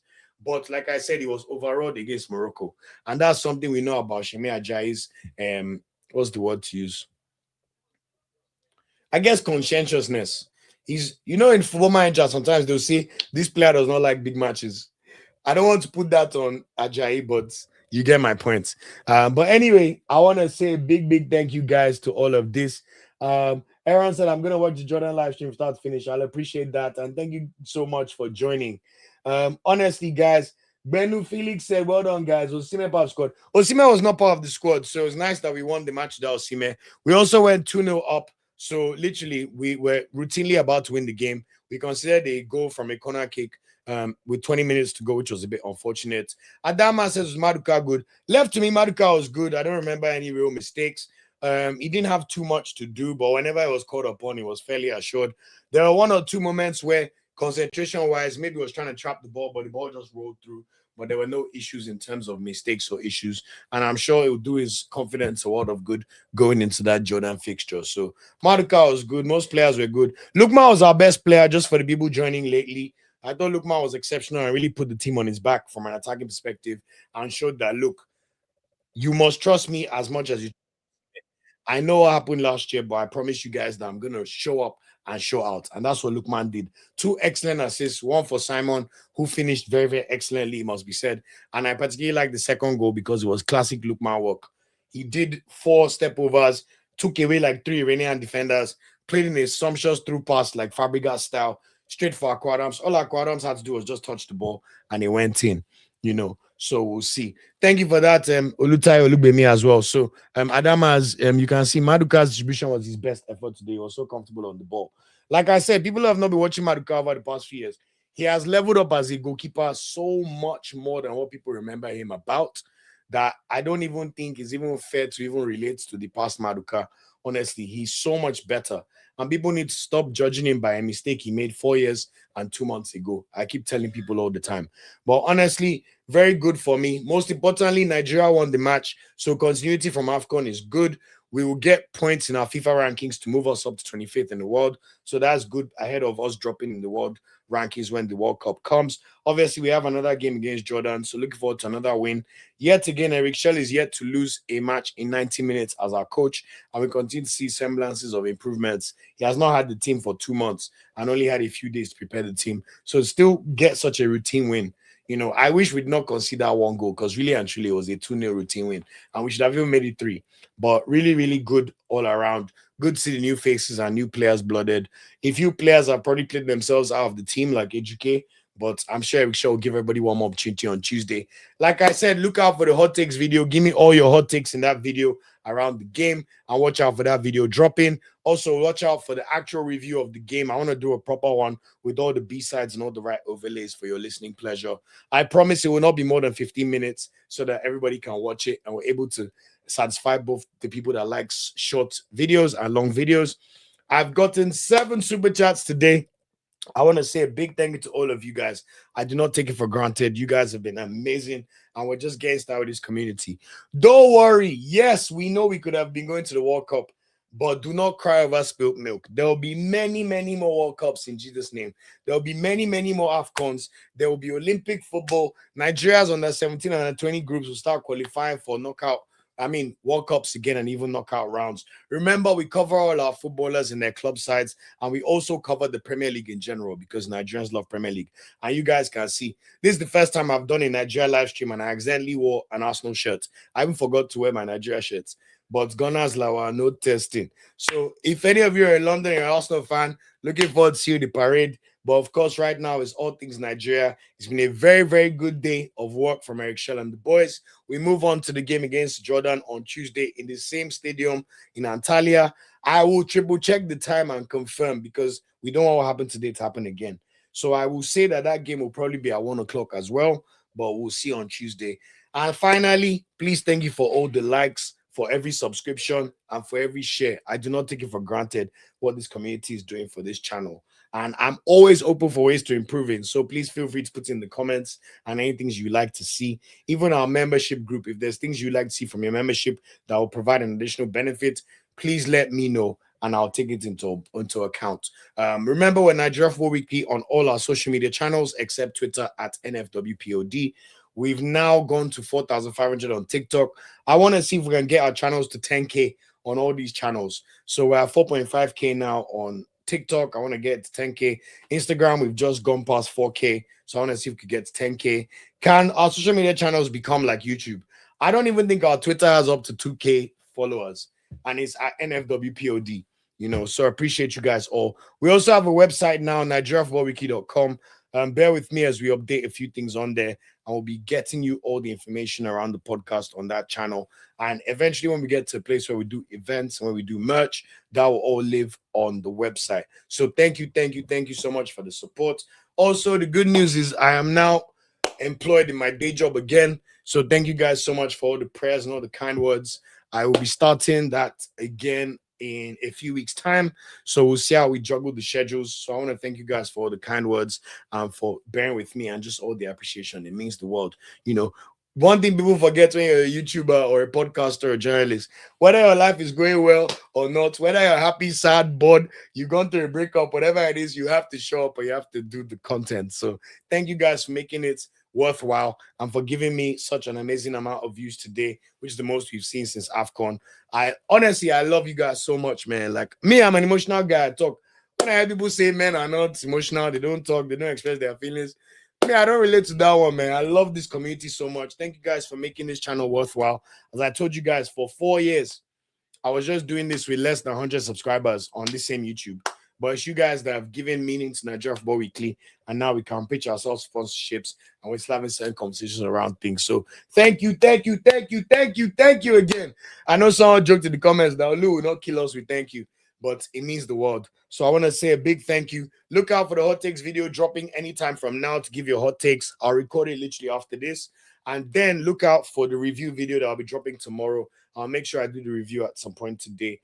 And then also look out for the preview video for Jordan that should be dropping at the latest on Monday. And then the live stream on Tuesday during the match will be here, especially now that we found this M4S TV. So by God's grace, even though the NFF want to be incompetent, M4S, shout out to the BEM for that channel. They will be showing the game on Tuesday. Until next time, I've been your host, Solo K. Thank you so much. It's Friday. It's almost the end of Q1. So everybody enjoy your weekend. Enjoy your Friday night. I hope the first 3 months of the year have been amazing for you. I mean, whirlwind it's been. We've watched Nigeria go to AFCON, finish third. As our men deceived us, we'll go to the World Cup. We're not going. And now we continue to win games. They stripped Senegal from their title, but we know it's all bullshit because CAS are going to overturn the decision. So what a January, February, and March we've had. It's been what? Absolute cinema. And by God's grace, may Q2 be a blessing to everybody. May you have an amazing April, May, June. The World Cup is coming. Nigeria or not, we will be there. And before then, Arsenal, 22 years wait. Premier League title parade is on the way. And maybe we may even do it in the Champions League. Who knows? So remember, look out for the next piece of content. I appreciate you guys all. Enjoy the rest of your day. Peace out and take care. Ciao, ciao.